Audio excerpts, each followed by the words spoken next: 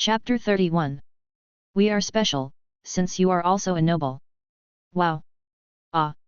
Sabo watched him step back in fear, then turn around and run away. Hey! Little devil! Found it! Is that the child, the boy who ran away from home?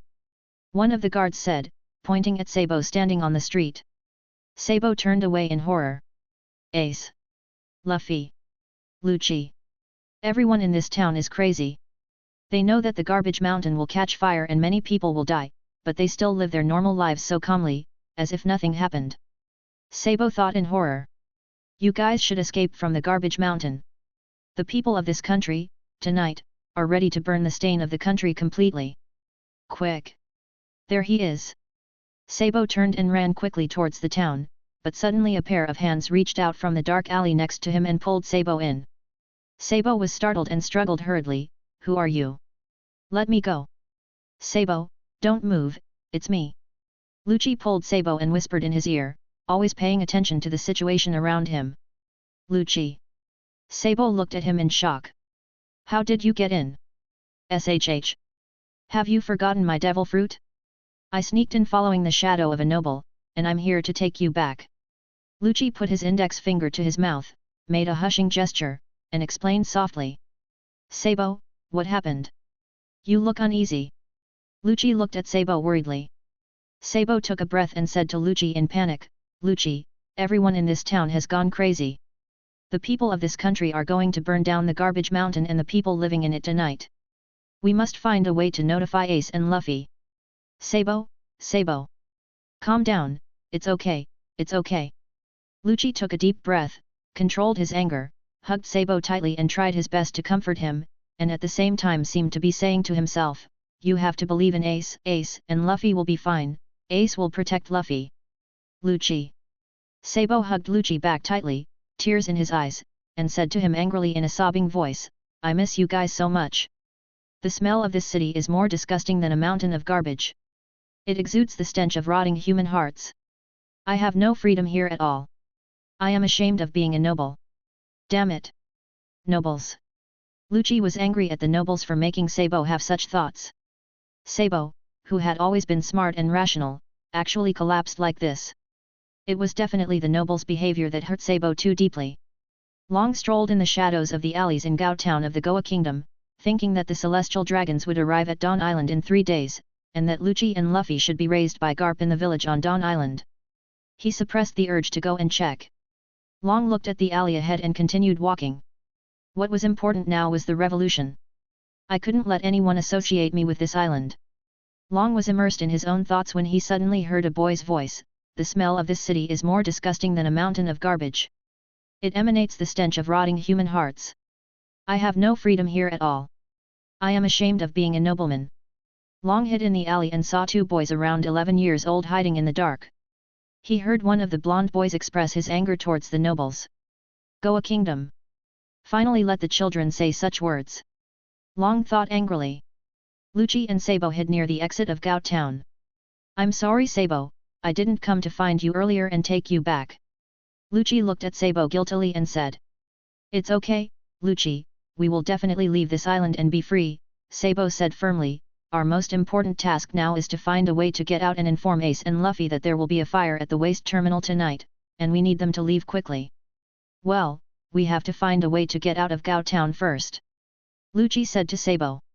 There are soldiers guarding the entrance and exit of Jajan, Sabo said to Lucci, staring at the exit in front. I'll lead them away later. Sabo, while their attention is drawn, sneak out first and we'll meet up at the border town, Lucci said to Sabo after thinking for a moment. Then how are you going to get out later? Sabo looked at Lucci puzzledly. Remember the ability I used when fighting Ace before? This ability helped me a lot. Lucci said proudly to Sabo. Ha ha ha. I get it, I'll wait for you at our usual meeting place Sabo grinned. Okay. Be careful, Sabo. After Lucci said this to Sabo, he quickly ran to the city gate to make trouble, attracting the attention of the guards standing there. Sabo took advantage of the fact that most of the guards were distracted by Lucci and quickly approached the exit. Sabo saw a guard standing at the exit. Sabo quickly approached the wall to hide his figure. When the guard approached, he raised his pipe to attack his head. After the guard fell, Sabo quickly passed through the exit and ran towards the border town. Lucci looked at the guards chasing him closely, and ran into the alley. He took advantage of the complex terrain of the town alleys and successfully shook off the guards behind him. Sabo should have made it out successfully. I need to find a way to get out and meet him quickly, Lucci thought, and hid near the exit, staring at the people passing by the exit, looking for a target.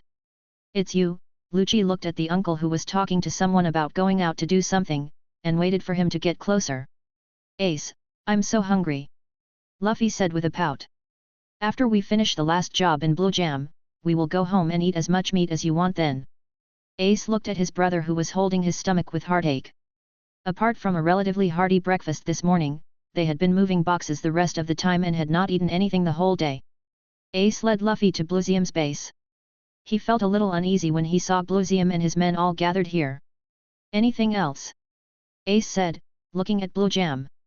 One more thing, we need a little fire to help us burn the garbage mountain. Blue Jam smiled arrogantly.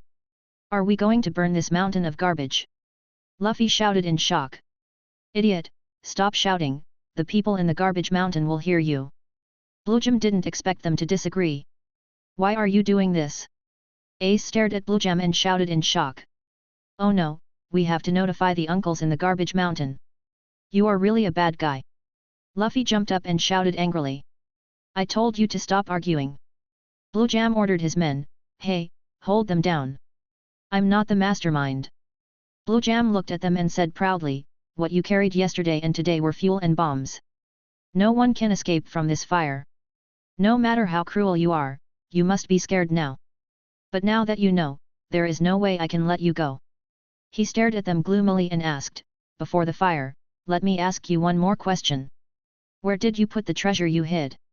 I don't know. I won't tell you. Ace shouted angrily. His anger couldn't be stopped when he thought about Bluejam touching their gold coins with his dirty hands. Bluejam stared at them gloomily for a while, then smiled and said, well, forget it. I don't need you anyway. You can just stay here and die. Chapter 32. Lucci, this way. Sabo waved to Lucci, motioning him to come over. Sabo. Lucci ran towards Sabo happily. Lucci, the city gate is about to close. We have to get out before it closes. Sabo said as he took out the cloak they had hidden here. Makina looked at the man leaving and felt a little uneasy. Why did he ask about Lucci? Rob looked at the forest in front of him and couldn't help but think that the island was beautiful, it showed a miniature world. On the other side of the island, the nobles lived in their palaces, leading a luxurious life, letting the innocent people live under them, suffering from hunger and filth, and on the other side of the island there existed a nasty jungle for people. It was more like a dangerous island existing in the Grand Line, it had terrible huge animals and dangerous plants. It is also home to some famous people, he is the hometown of Navy hero Garp, but also the home of the world's most wanted criminal alive, Ryu, even if it is not his birthplace, it may be the birthplace of his son. This is exactly what they are looking for, the illegitimate son of the world's most wanted criminal. If the rumors are true. He never liked unconfirmed missions, but no matter what, rumors like this needed to be treated with caution, especially since a baby had appeared next to the dragon 10 years ago. The possibility of seeing the dragon's son on this island was very high, so he and several other agents came to the island in advance to look for the dragon's son while protecting the world's nobles. If this is true, then the child will not be able to survive, and according to the orders of the 5 elders, he will be arrested and then executed, but the 5 elders want to keep him alive now, apparently to threaten the dragon as a hostage. His job is to capture him, extract as much information from him as possible about the dragon, and commit him to a lifetime of government work, the only use for his foul demonic bloodline. Sir, according to the people in the Garbage Hill, there is a kid named Lucci. He and a few other kids often hang out in the jungle and the Garbage Hill together. One of his subordinates reported to him. Did the dragon hide him, even letting him live alone like a dirty beggar in the dangerous jungle and Garbage Mountain? Was this boy really important to the dragon? But no matter what, his mission was to capture him back, and he would either be taken hostage or enter the city of Impel Down to be executed. Sabo, we didn't find Ace and Luffy at the waste terminal, Lucci said a little worriedly. I didn't see them either. They may not be near the Garbage Mountain. Let's go to the forest treehouse and Dodden to look for them. It's getting dark and we have to find them quickly, Sabo said with a frown. Lucci and Sabo quickly ran towards the forest. Sabo, I feel something is wrong.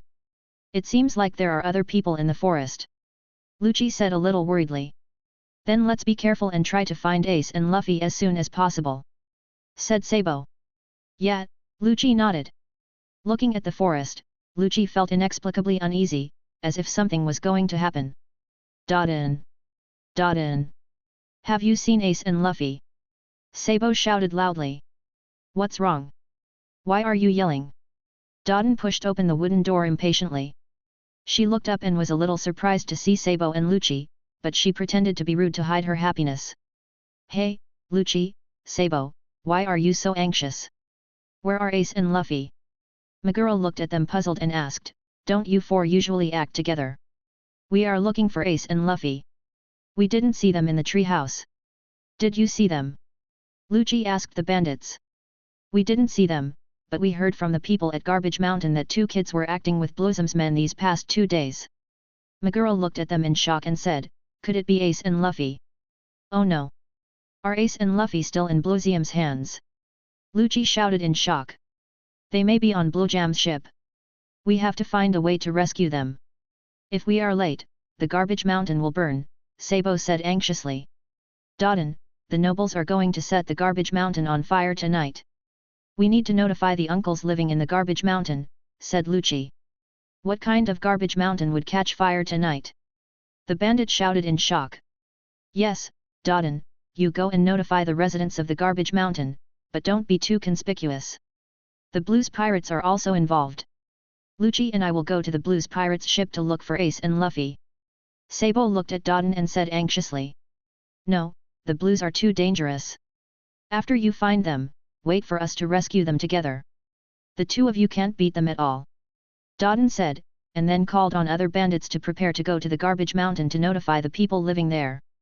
Lucci and Sabo head to the bay on the jungle side, where the Blues Pirates ship is hidden. Lucci was running quickly in the forest when he suddenly felt some movement in the woods ahead. Lucci gestured to Sabo, asking him to stop, and then pulled Sabo into the nearest bushes. Lucci? Sabo asked in a low voice. Sabo, I feel something is not right. There is someone ahead. Lucci explained to Sabo seriously, the person coming is very dangerous. Lucci and Sabo huddled in the grass and looked carefully in the direction of the movement. Sir, we didn't find anything in the entire forest, but we found a simple tree house on a tree. Lucci saw a man in a black suit talking to a man wearing a strange mask. Sabo nervously grabbed Lucci's hand. He knew who they were. He had read in the noble book that they were agents of the world government. Why did they come here? Sabo felt unprecedented panic. Lucci became nervous. He found that the masked man seemed to be walking towards the bushes where they were hiding. Suddenly, the man attacked where they were. Lucci and Sabo barely avoided his attack. Who are you? Why are you attacking us? Lucci shouted angrily. Are you Lucci? The masked man asked indifferently. Run, these might be people from the world government. While the masked man was speaking, Sabo quickly pulled Lucci and ran deeper into the forest. Catch them, the masked man ordered. Sabo and Lucci hid their attackers everywhere in the dark forest. Using the dim light and familiar terrain, Sabo and Lucci successfully shook off the pursuers behind them. Sabo, there is a suspension bridge ahead, and there is a cave on the side. Suddenly, the masked man did something unknown, and instantly moved in front of them, stretched out his hand to attack them, and Lucci and Sabo put their pipes in front of their chests to make a defensive posture. Before Lucci could see his movements clearly, he and Sabo flew backwards. Cough. Lucci spat out a mouthful of blood and supported himself with his hands to stand up. He looked at Sabo and saw the masked man walking towards the direction where Sabo fell. His heart tightened and he hurriedly said, Who are you and why are you attacking us? The masked man turned his head and looked at him, but ignored him and continued to walk towards Sabo. Seeing this, Lucci quickly rushed towards him and attacked him with his pipe. The masked man easily avoided his attack and then stretched out a finger and poked it into his stomach. Lucci covered his bleeding stomach and took a step back, looking at the blood on his finger in horror. What kind of monster are you? Sabo rushed over from the side and attacked him with a pipe, and then he was kicked against a tree. He barely stood up. Sabo looked at Lucci's bleeding stomach and asked worriedly, Lucci, are you okay? Sabo, be careful with his hands, Lucci replied, staring at the masked man. Sabo saw the masked man's feet move, and then he stood in front of him in an instant. Before Sabo could react, he was knocked out by his fist and slid towards the cliff. Sabo barely managed to steady himself and stopped at the edge of the cliff. Sabo felt a series of black shadows appear in front of his eyes, and with his eyes blocked by blood, he could only vaguely see someone walking towards him. Sabo! Lucci watched in horror as Sabo was thrown toward the cliff, then fell to the edge of the cliff and stopped moving. Lucci barely supported his pipe and ran towards Sabo, trying to stop the masked man who was slowly walking towards Sabo. Lucci used his pipe to attack the masked man with all his might. The masked man grabbed his pipe, broke it and threw it aside, then kicked him and stepped on his body. Lucci struggled hard. The masked man stepped on Lucci and asked condescendingly, "Who among you is Lucci?"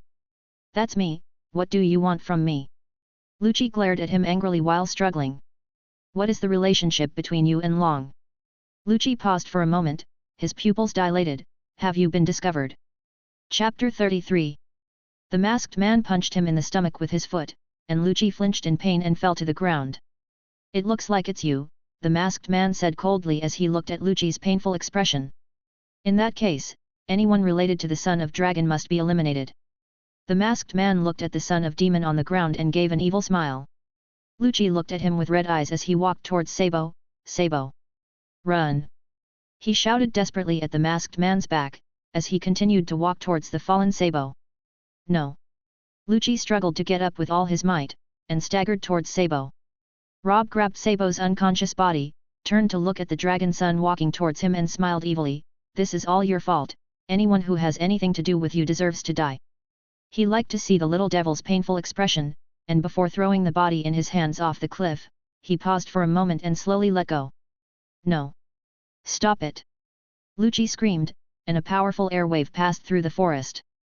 The masked man looked back at him, and the last thing Lucci saw before he passed out was Sabo's unconscious body falling towards the cliff. Rob stared at the unconscious demon boy. He felt a fear that he hadn't felt for a long time. This boy was still weak, but he could feel it from the bottom of his heart. The child's eyes were manic, full of fear, panic, and anger. He knew what had just happened. Rob had only felt it in monsters with stronger lives, but never in a little devil like this. This child actually had the qualifications of a king. Long felt a strong energy fluctuation suddenly coming from the forest, domineering color. Long said in surprise, and then flew towards the direction of the forest. When Long reached the river bank, he suddenly felt a faint breath, and then reached out and pulled a drowning blonde boy out of the water. Late night border town. "Hey! Look, there's something strange about the garbage mountain. Is it on fire? Hey, what's going on? It's like a forest fire. A garbage mountain with such high humidity can actually catch fire. I've never seen anything like this before. It's dangerous here. Citizens, please stay away from the border town and move to the central street." A guard of the king's army shouted to the people at the city gate. "Everyone, run away. The fire is spreading from all directions." People living in the garbage mountain fled in all directions. The coast and the entrance to the forest are a sea of fire. "We can't escape. Ace! Fire, fire is coming." Luffy stepped back in fear. "Luffy! Be quiet and don't move. I will take you out," Ace said sternly to Luffy, while trying hard to cut the rope tied around his wrists with a piece of glass. Due to the way he held the glass, the piece of glass in his hand slipped down several times. "Okay. Cut it off." Ace quickly got his hands out of the cut rope, then untied the ropes between him and Luffy. Ace pulled Luffy up and ran out of the ship. "It's so hot. It's so hot. I don't have the strength to escape." Luffy cried and rolled on the ground trying to cool down. "Damn it! We're in trouble." Ace looked at the flames all around him. He knew that Luffy's rubber physique was more afraid of heat and fire than most people. He didn't know how to comfort Luffy now. If Lucci and Sabo were here they would definitely be able to calm Luffy down. Now he could only treat him the same way he did before. "If you dare to talk nonsense again, I will abandon you," Ace shouted angrily at Luffy. Luffy pouted and bit his lower lip hard to stop himself from crying ouch. "It's not hot at all. Phew! There's a sea of fire outside." Ace looked around for a way out. "Whoa! It's so hot." "Not hot. Cough cough, Breathing is so difficult. Not difficult. Luffy tried hard to follow Ace.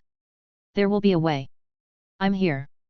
Ace panted, feeling a little distressed and guilty when he saw his brother comforting himself. Sorry, Luffy, I will make it up to you when we get out, Ace thought to himself. Run, Luffy. Ace turned around and looked at Luffy. Hey, hey. Ace and Luffy were dodging the garbage that fell from time to time in a panic. They were surrounded by flames. I wonder if the uncles in the garbage mountain escaped successfully. Luffy said worriedly as he looked at the flames around him. You still have the time to worry about others.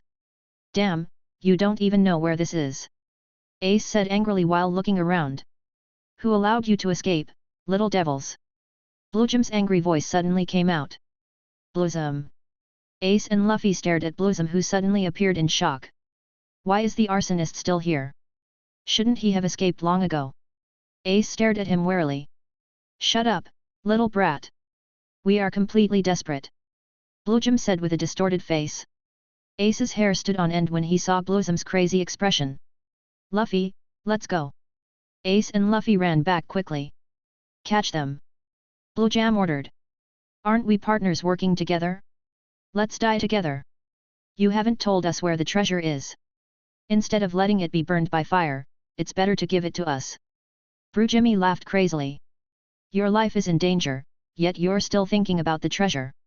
Ace looked at Bluejum's crazy expression and felt a little worried. Stop talking nonsense, those are Ace and Sabo. Luffy shouted angrily at Bluejum. Okay, I'll tell you, Ace said calmly. Ace. It took you, Sabo, and Lucci a long time. Luffy shouted in shock. Sabo and Lucci will also understand. Now our lives are the most important. Ace said seriously. Bluejum's two men suddenly caught them when they were not paying attention. What are you doing? I have already told you the location of the treasure. Ace shouted angrily. Who knows if you are lying? Bluejum laughed crazily. Stop joking.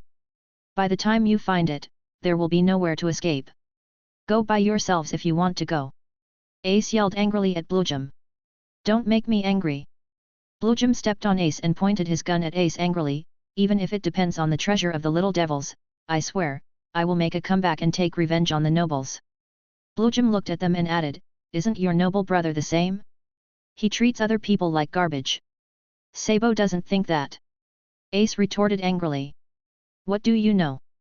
All nobles are the same. He just wants to feel superior to you. He looks down on you in his heart. He is just teasing you.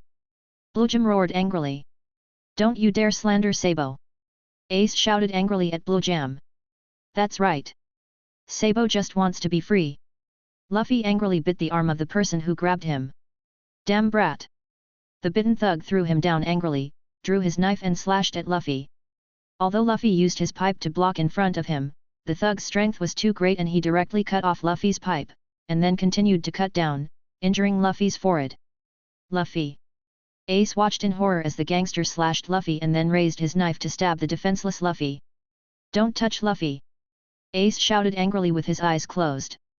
A powerful energy wave spread out from Ace's body, and all the thugs around him fell down, leaving only Bluejum still standing.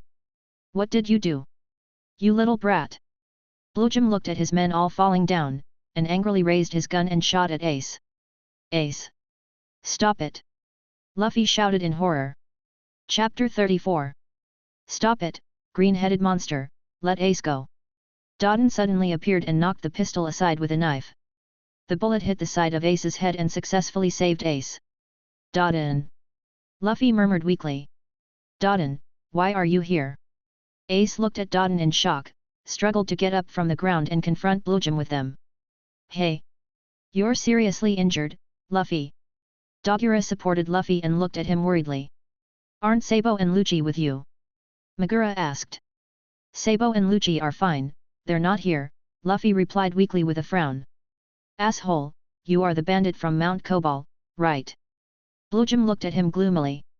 I am a bandit, but due to a series of coincidences, I became the adoptive mother of these little devils. Dodden stared at Bluejum and said loudly, then next, run away. Dodden then turned around and ran back. Yes, boss.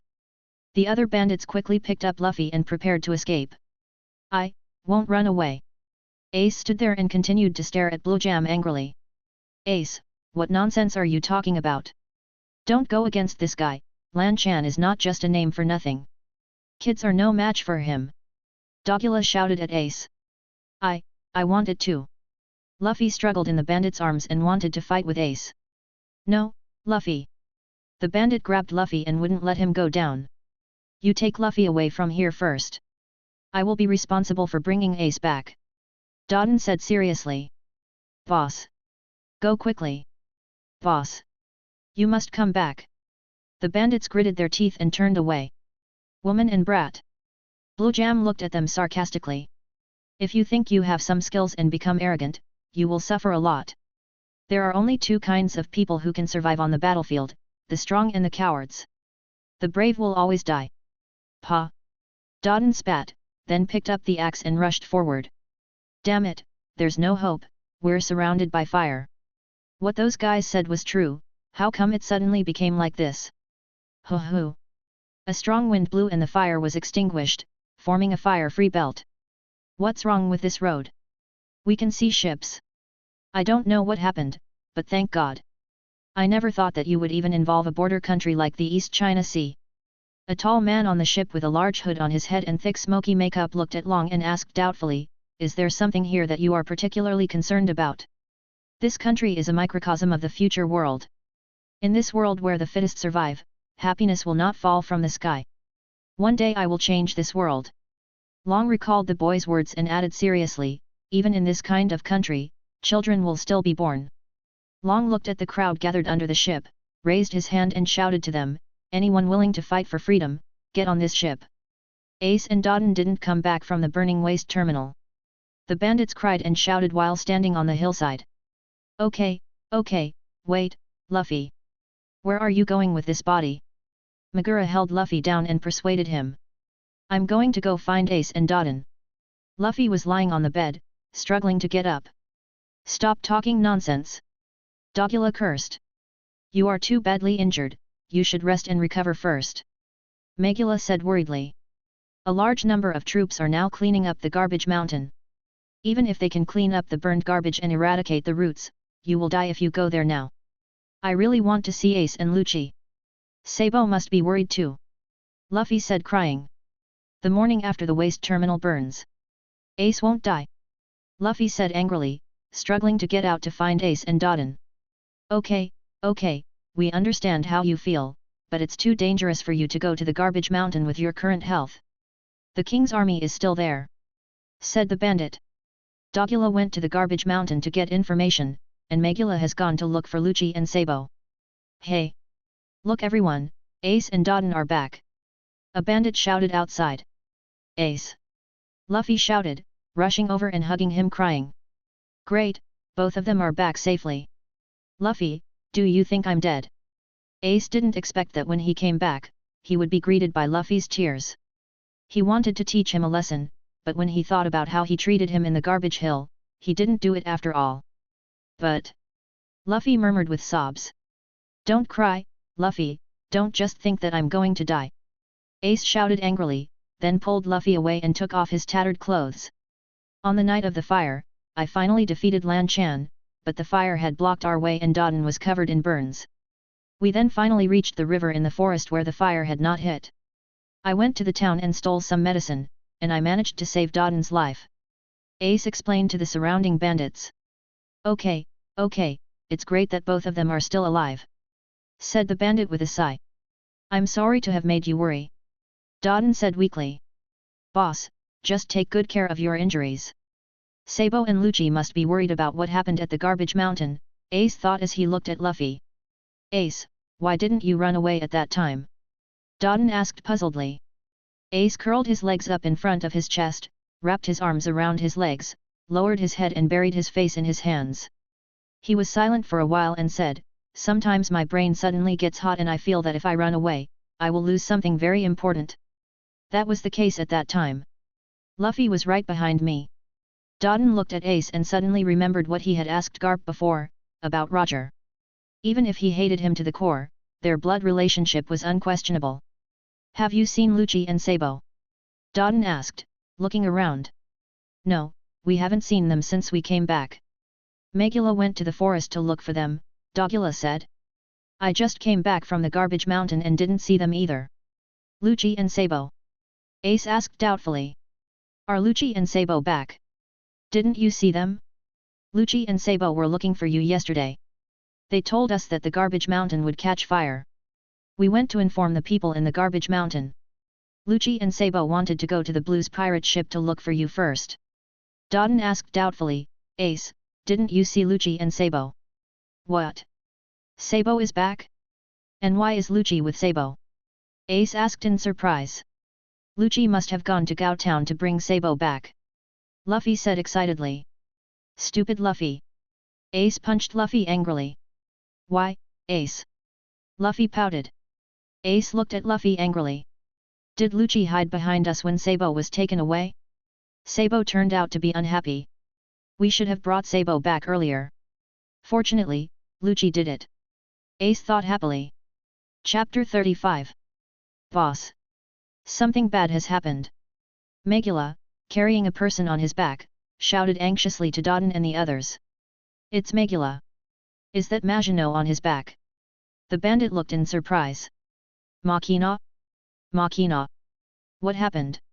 Luffy walked quickly towards Megura and asked anxiously while looking at Machina on his back. Ace noticed that Megura and Machina looked strange, and had a bad feeling. Luffy. Ace. I'm sorry, Lucci and Sabo. Machina looked at Ace and Luffy sadly. I found Lucci's and Sabo's pipes and Sabo's hat on the cliff near the suspension bridge. There was severe damage there, and blood was everywhere. Megula said in a low and painful voice, Sabo and Lucci may be in danger. What did you say? Ace angrily stepped forward and grabbed Megula. Luffy looked at them in shock, not knowing what they were talking about. There's no way anything will happen to Sabo and Lucci. Ace yelled angrily. Yesterday, a group of strange people in suits were in the village trying to find out about Lucci. Some of them looked like Navy men, and they felt like government officials. I felt a little uneasy. Then there was a big fire in the forest last night, and I was very worried about you. When we were approaching the suspension bridge, I saw a masked man attacking Lucci and Sabo. The last thing I saw was the masked man throwing Sabo off the cliff, and then I lost consciousness for some reason. Machina knelt on the ground, covering his face and crying in pain. Lucci, Sabo. Luffy opened his mouth and cried loudly. Where is the person who killed Sabo and Lucci? I will tear that bastard into pieces. Avenge them. Ace pulled Megula's collar and shouted loudly. Wait, Ace. Stop it, little brat. Dodden rushed forward and held Ace down. Get out of the way, asshole. Ace struggled. You're just showing off after just a few moves. What can you do if you go there? You'll just die in vain. After you die, people will forget about you completely the next day. That's all you can do now. Dodden yelled at Ace, do you know who killed Lucci and Sabo? It was this world. Dodden ordered the bandits, hey! Tie this guy up. Sabo. Lucci. Luffy cried loudly. Stop making so much noise. Be a man and don't cry. Luffy. Ace was tied to a tree, struggling and yelling at Luffy. It was dark and cold. Lucci was still in pain, but it was obvious that his wound had been bandaged. Lucci lay on the cold and hard floor. Lucci recalled that he tried to sit up, but his hands were cuffed behind his back. It was difficult to sit up. His whole body was in pain, but he still managed to sit up and leaned against the wall. It was as cold as the floor. Lucci looked around. There was nothing in the room. He was locked in a cell separated by metal bars.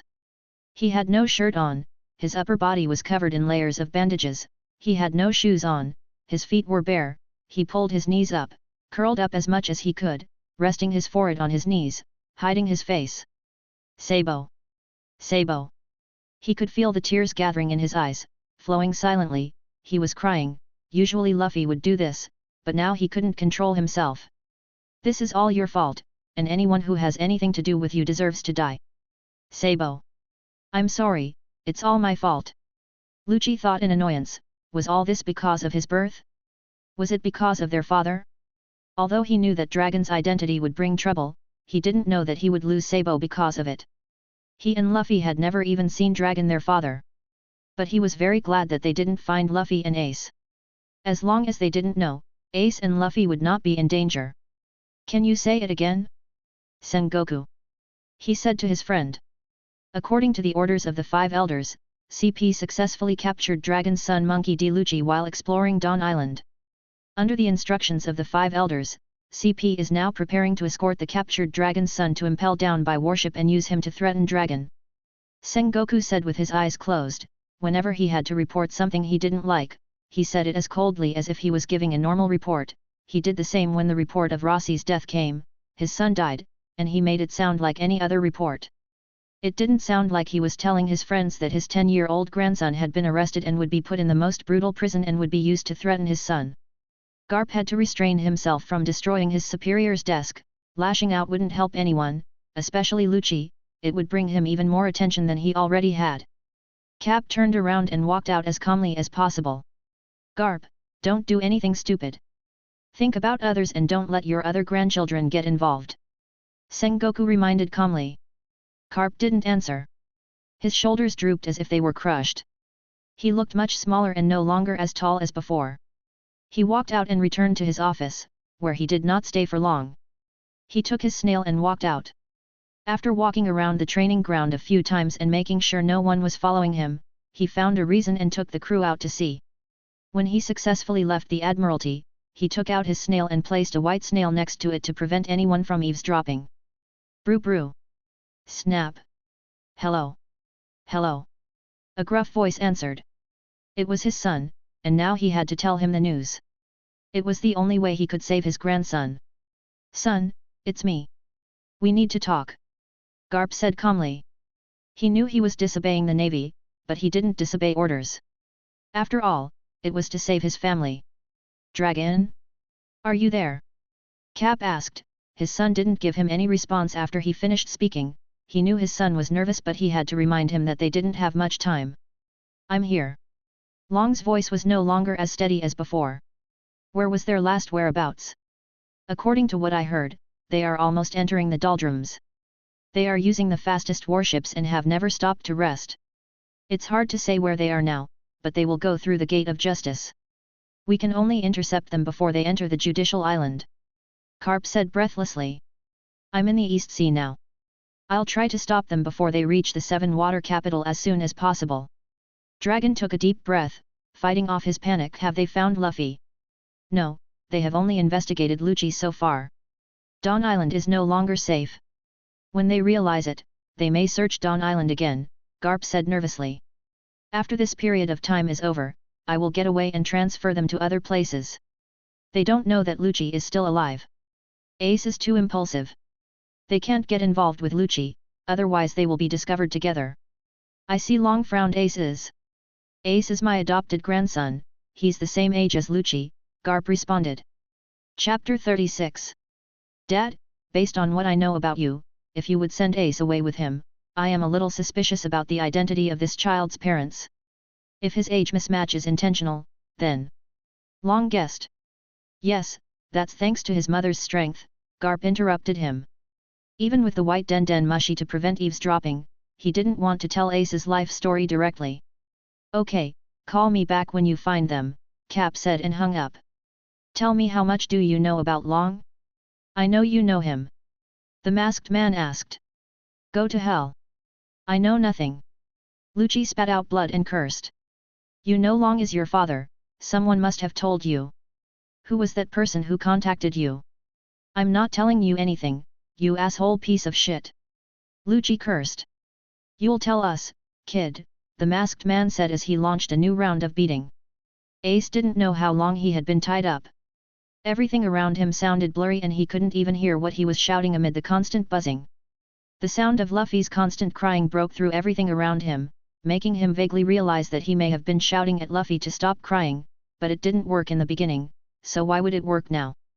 His skin was scraped and burned as he struggled against the ropes that bound him to the tree, but he felt only a brief burst of pain piercing his numb heart, which had been numb and empty ever since he learned that Sabo and Lucci were dead.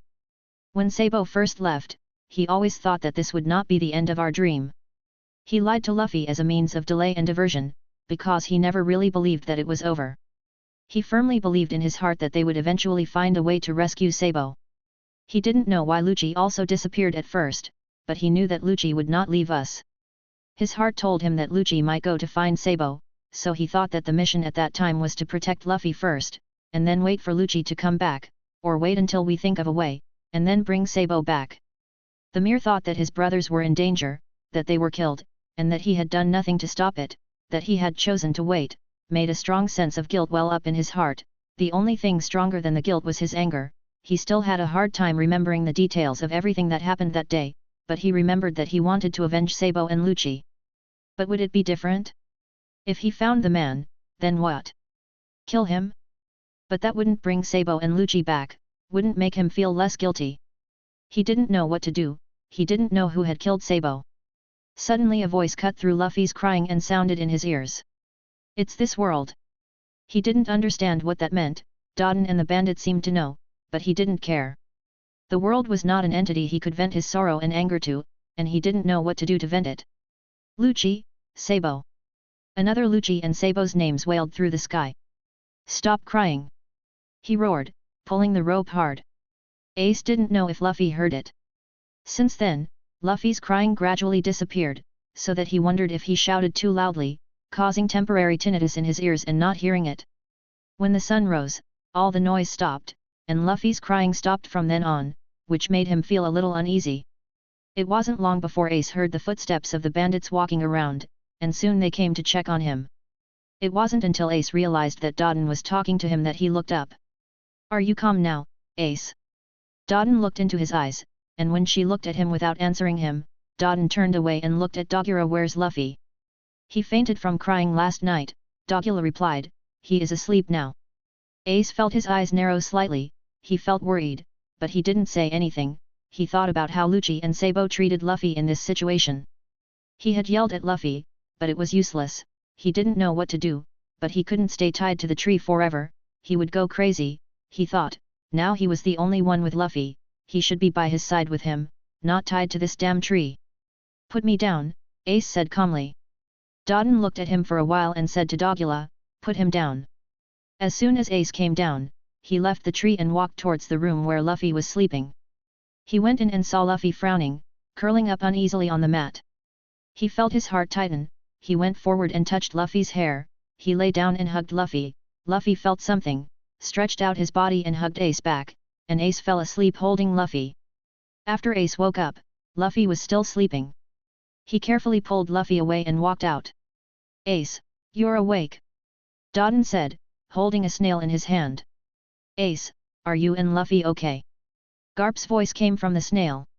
Damn old man. Ace's voice was a little choked. Lucci and Sabo. Ace, Dodden told me everything. I'm sorry, I didn't protect you. Garp said guiltily, his voice seemed to be a dozen years older. Ace, you and Luffy have to take good care of yourselves. You old man, do you know who did it? Makina said that masked men asked Lucci in the village. Why did they do this? Ace said. It's CP. They belong to the Special Agent Organization of the World Government. Lucci's father is Dragon, and the world government regards him as the most dangerous person. I thought that by putting you here I could at least protect you as you grow up. Garp said weakly. But Lucci and Luffy have never seen him, Ace said. What are you going to do, old man? Sorry, Ace. I can't, Garp said guiltily. I understand. Ace said and left. He knew the old man's job and couldn't let him do anything, but he still felt very angry. Ace was absent-minded. He retraced the path they had walked countless times when they lived with Dodden. His eyes roamed around, recalling every detail of their life. He recalled unconsciously as he walked. His walking was unconscious, but he had a feeling that he knew where he would stop. He thought a lot. He recalled every conversation they had, and when he stood on the cliff where they took their vows and stared at the sea, he recalled the day when they had shouted out their dreams here. He seemed to hear the last conversation between the three of them, and his mind was now constantly echoing with a sentence that Lucci said. Ace, Sabo, Luffy may still be a weak and crybaby little boy, but he is our precious little brother. I hope you can help me take good care of him. Maybe we won't be on the same boat and live together in the future, but I want you all to be alive and well. No matter what, I hope the three of us can ensure that he always has a brother by his side. In this way, no matter what Luffy goes through or what happens, I believe he can get through it and keep moving forward." That sentence was a simple request from one brother to the other two brothers, asking him to put aside all other bad emotions and make way for one thing, and only one thing. Tears stung his eyes, and the last bit of his self-control slipped away, and he couldn't hold it back any longer. He couldn't remember the last time he'd truly cried, even from pain or frustration, but nothing like this sadness, this feeling that threatened to tear him apart, was stronger than anything he'd felt before. The cry started to build in his throat, and he did nothing to stop it. He was choking on his own sobs, and when he realized that Sabo and Lucci were dead and would never come back, he broke down, and his sobs got louder and louder. He didn't know how long he stayed there, on his knees, until his tears had run dry, and his muscles ached and he was exhausted. He slowly pushed himself to his feet, wiped his tears with one hand, and took a deep breath. He couldn't change the past, no matter how much he regretted what happened, he had to move forward. Their relationship would not break just because they lost Sabo and Lucci, he couldn't let it break. Luffy was still there, he was the only big brother now, he had to be strong. "Help me take care of him." He couldn't regret it anymore. Chapter 37. These days, that bastard would come to his cell for hours every day, asking him questions and beating him at the same time. He felt pain all over his body, and that bastard liked to attack him in the stomach, and he was covered in bruises, burns and cuts. But he didn't answer any of his questions, he knew that the less they knew, the safer Luffy and the others would be. He curled up. He didn't want to go through what happened to Sabo again. He had promised him that he would protect the people he loved, but it turned out that he was too weak. He smelled the scent of the ocean, he knew they were at sea, he remembered about his brothers, only when he put his thoughts into the memories of him and his brothers could he get through the stupid darkness. Lucci heard the sound of artillery fire in his dream. He had a nightmare. He saw that they found Luffy and Ace. They returned to Dawn Island and attacked Dawn Island with cannons. Luffy and Ace were hit. Dawn Island was sunk. Everything was gone. Lucci gasped and woke up. No, he didn't say anything. They didn't know. Lucci comforted himself that Luffy and Ace were safe. Lucci didn't know how long he had been here, it should have been more than a week. Another explosion shook the ship, it seemed someone was attacking the ship. Lucci thought vaguely, maybe I can take this opportunity to escape, they don't know about my devil fruit yet, as long as someone lets me go, I can hide. Go. The bastard suddenly came in, grabbed him and pulled him out. Sir, Long is in the sky and he is flying towards us. One of his subordinates said in panic. I didn't expect that you are so important that Long would come alone to save you, Rob said with a smile, but why did Long get the news so quickly?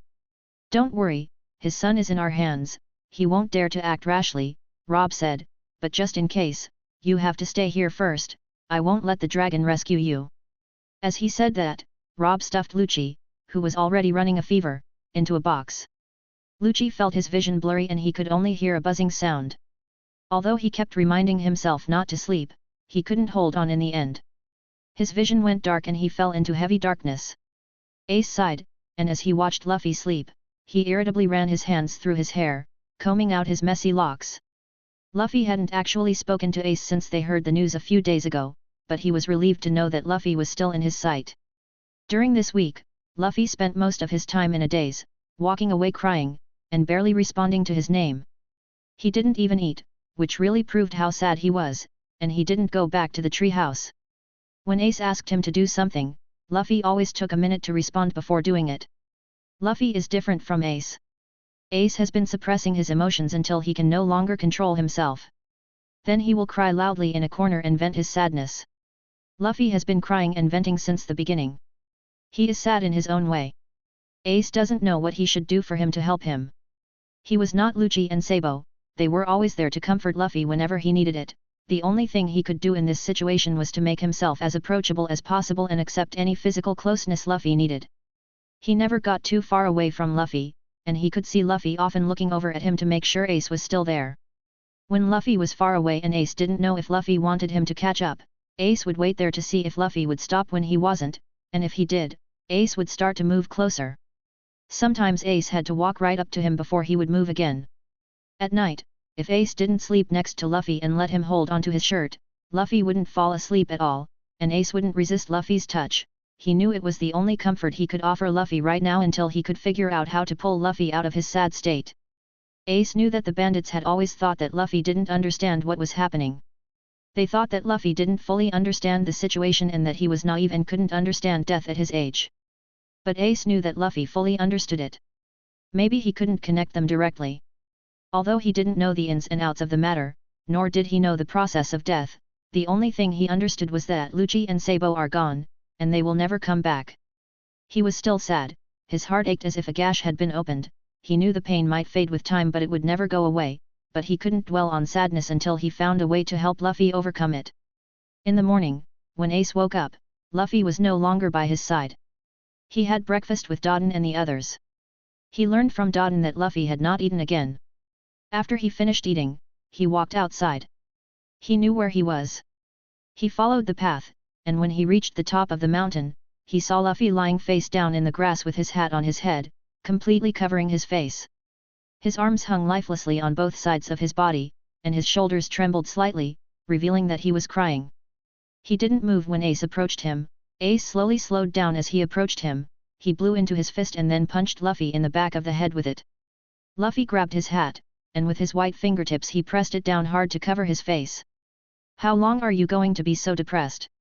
Ace asked, crossing his arms over his chest and looking out at the sea in the distance. Luffy remained motionless, not lifting his face from his hat. Ace waited for a moment before continuing, "All the treasures we hid in the forest are gone. They may have been taken away by Blue Jam, or they may have been discovered and taken away by the guards. But it doesn't matter now. Although that was our pirate fund, it's useless since neither Sabo nor Lucci used it. If we can't protect the treasure, then there's no point in collecting it." Ace. Ace turned and looked down at Luffy, finally speaking. Ace looked at his thin shoulders that seemed to be shaking more than before. "I want to be stronger." Ace focused all his attention on the crying boy, wondering what kind of thought process could lead to such a thought. "Get stronger. Stronger. Stronger, stronger, stronger. Stronger. In this way, I can protect everything, and no one will leave." Luffy's voice became louder and louder until he was almost shouting out his heart's voice. Ace clenched his fist again. "I see. I beg you. Ace, please don't die." Luffy grabbed his hat to cover his face, and this time his voice was much softer. Ace subconsciously punched Luffy in the head, but his strength was still a little weaker than usual. "Idiot! What bullshit are you talking about? Compared to me, you should worry about yourself first. You are much weaker than me." He straightened up and looked at the sea. Ace finally realized what Luffy needed to hear, and what he could do to help Luffy overcome his sadness. "Listen up and remember this, Luffy. I will not die." Ace turned to look at Luffy. He saw Luffy sitting up, pulling his straw hat down hard, his face full of tears, and finally letting out a pained response, which was the response Ace had been looking for. "I promise you, Luffy. I will never die. This is a promise." He knows the importance of the promise to Luffy. "I will not leave a coward brother like you alone in the world. I will not be at peace even if I die." Luffy nodded in response to him. Ace waited for a while, he chose his words carefully. He didn't want Luffy to recall the deaths of Lucci and Sabo painfully. "Because of this I'm not that smart, so I haven't figured out at whose hands Sabo and Lucci died.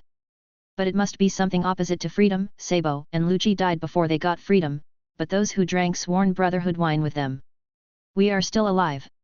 Ace looked towards the sea. "So, listen to me, Luffy, we must live without regrets."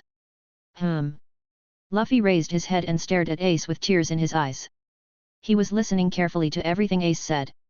Ace recalled what Sabo said about nobles becoming adults at the age of 18, so he planned to leave the country when he turned 17. "One day, we will set sail and live our lives as we please. Freer than anyone else. By then, we will definitely become enemies with many people. Even Grandpa will become an enemy. It's either life or death." Ace straightened his shoulders and stared at the sea. "When we turn 17, we will set sail and become pirates." Luffy wiped the tears from his face with his arm, then stood up again, clenched his fists, his eyes full of determination, and stood beside Ace and stared at the sea with him. After staring for a while, Luffy stretched out his arms and hugged Ace's waist tightly. Ace placed a hand on Luffy's back, and when he felt Luffy's shoulders slowly hunch, Ace said nothing, and he pressed down on Luffy's shoulders with even more force than before. Ace looked at the sea in the distance. Sabo, Lucci. I promise, even if it costs me my life, I will protect him. Chapter 38. Lucci felt a splitting headache. He slowly opened his eyes and felt darkness in front of him. He tried to use his trapped hands to carefully touch the things around him. He seemed to be in a small box. He felt like he was shaking all the time. Where was he?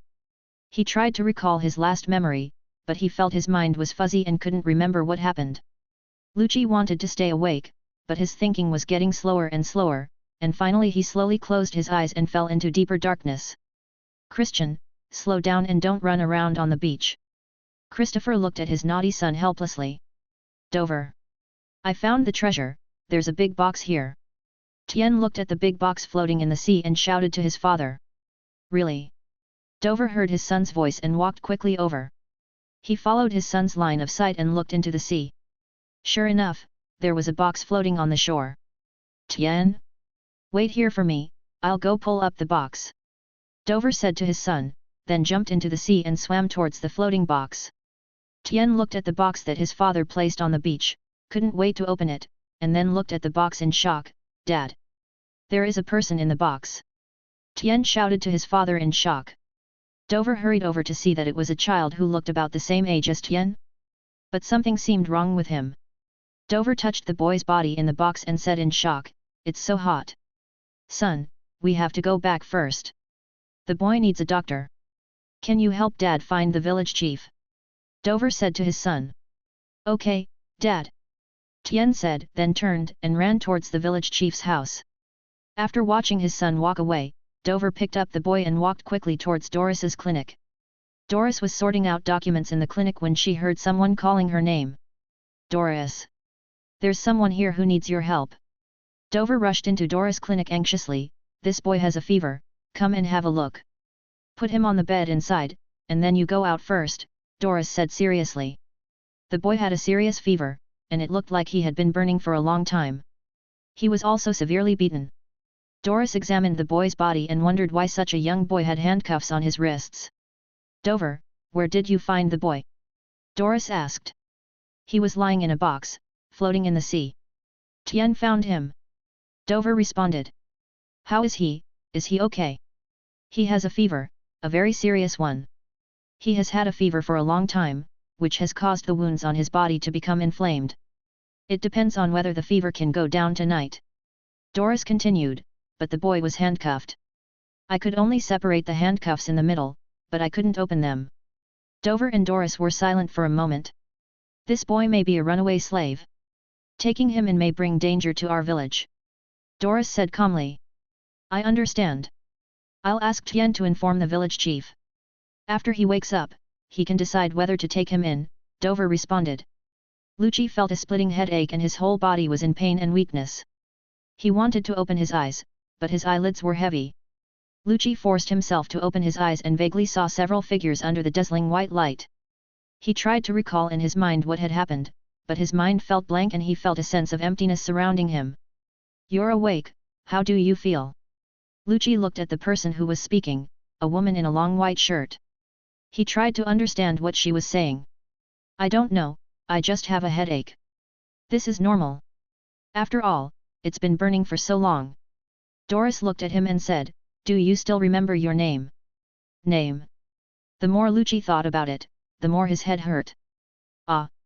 Lucci cried out in pain, holding his head, with cold sweat breaking out on his forehead. Don't be anxious, don't think about it for now, Doris supported him worriedly. You should have a good rest and heal your injuries first, Doris said as she pressed Lucci on the bed.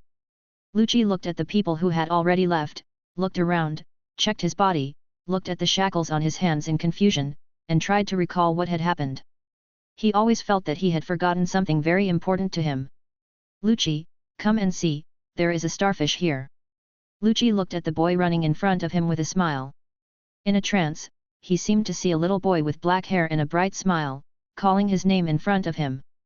Lucci, what's wrong with you? Lucci came back to his senses and looked at Diane who was staring at him. His thoughts just now were interrupted, and when he tried to recall it again, there was nothing. It's okay, Lucci smiled and shook his head. Let's go see the starfish you mentioned. Lucci has lived here for a month, and he still can't remember his previous memories. He only knows that his name is Lucci. The people in this village are very kind. After knowing that he has no previous memories, they took him in, but for some reason he always feels uneasy. He looks at his hands and recalls the broken handcuffs on his hands when he just woke up. Is it because of that? When he thought that he might bring bad things to the village, his heart skipped a beat, and a sentence inexplicably appeared in his mind. This is all your fault, and anyone who has anything to do with you deserves to die. How is this possible?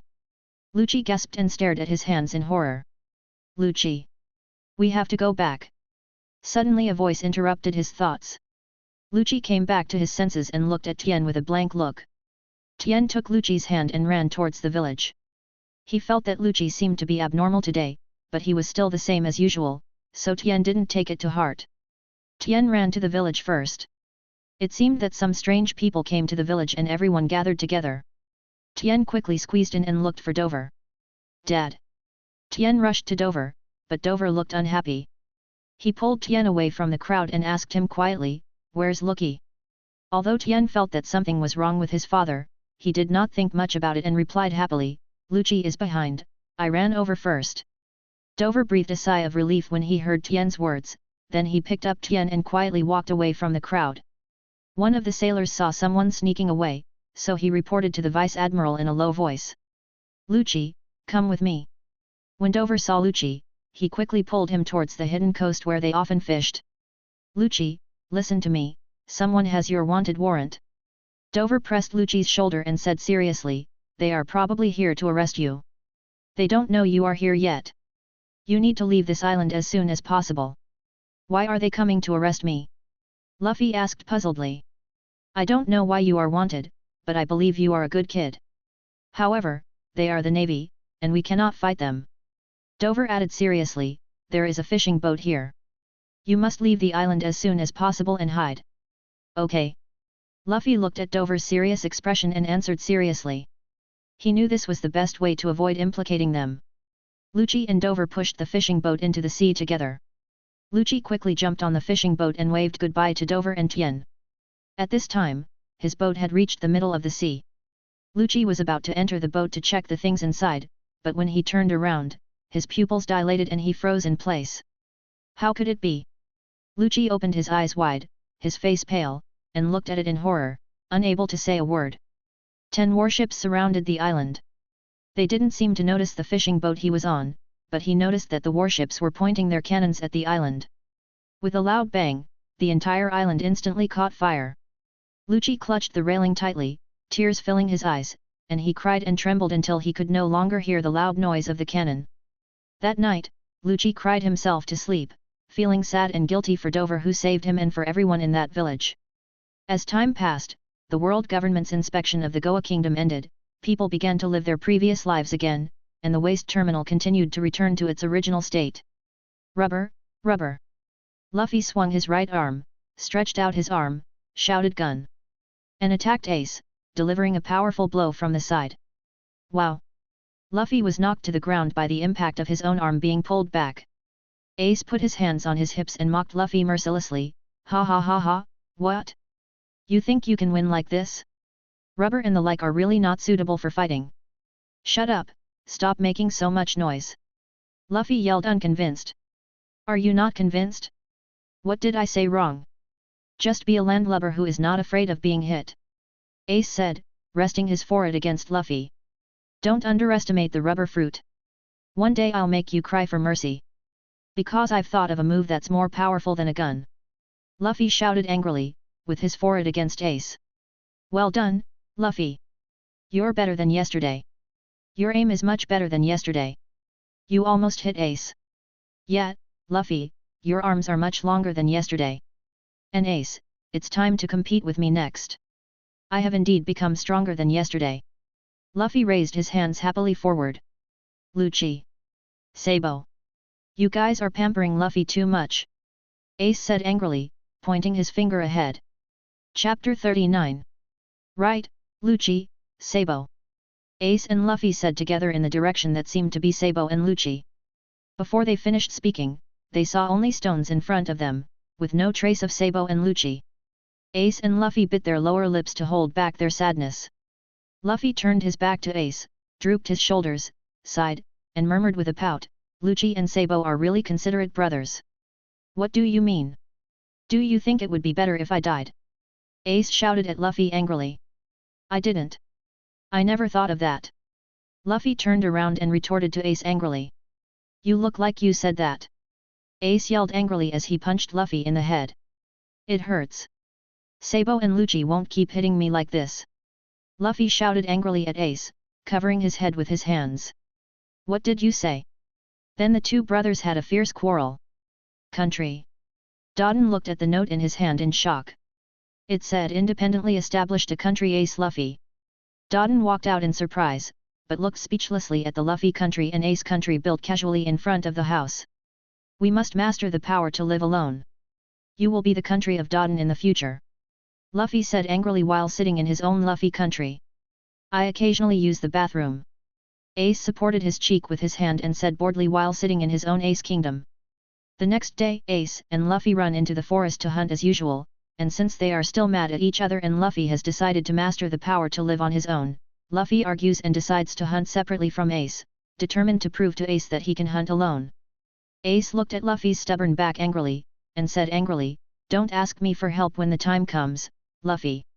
"I won't." Luffy turned around and retorted to Ace. After staring at his little brother's back angrily for a while, Ace decided to follow him. He would definitely ask for help when the time comes, Ace thought angrily. "Luffy, you haven't caught the prey yet," Ace said with a mocking tone while sitting leisurely on the tree. "I'll catch him soon, just wait and see, Ace," Luffy said angrily with a pout. "Humph." Ace closed his eyes leisurely. He believed that Luffy would ask him for help soon. Luffy was looking for traces of prey below and found that the bushes in front seemed to move. Luffy was very excited. He wanted to prove himself to Ace. Luffy walked forward with his pipe. Suddenly, a huge hungry bear appeared in front of Luffy. Luffy was startled and clenched the pipe in his hand tightly, assuming a fighting posture.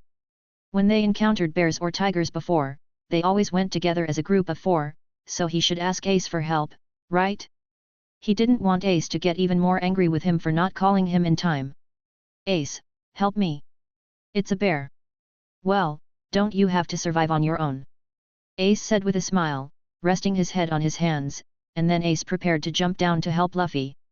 Luffy heard what Ace said and decided to defeat the bear himself to prove it to Ace. Luffy picked up the pipe and rushed towards the bear, hitting the bear's eyes with the pipe. The bear was enraged, and at the moment Luffy fell, the bear stretched out its sharp claws to attack Luffy. At the moment Luffy was about to be hit, he seemed to see a figure blocking him, but the figure disappeared in just a moment, and the bear's claws continued to attack him. When Luffy was hit, he instantly lost consciousness. "Luffy!" Ace heard a beast roar, and was horrified to see Luffy was suddenly hit by the bear's claws and flew to the ground. Then a large amount of blood gushed out from the ground where Luffy was lying. Ace was frightened and jumped down quickly, ran to Luffy and picked up Luffy. He was horrified to see a large amount of blood flowing from Luffy's body. Ace quickly tied the cloak on Luffy, picked up the hat and put it on Luffy's head, carried Luffy on his back and ran towards Dodden's residence in panic. "Hello? Is there anyone in Dodden country? Luffy is injured. Help him get treatment quickly." Ace knocked on the door hard and shouted in panic. Okay, come in," Megula said hurriedly. Megura looked at Luffy's serious injuries and said, "This is no joke. If the wound was any deeper, he would have died.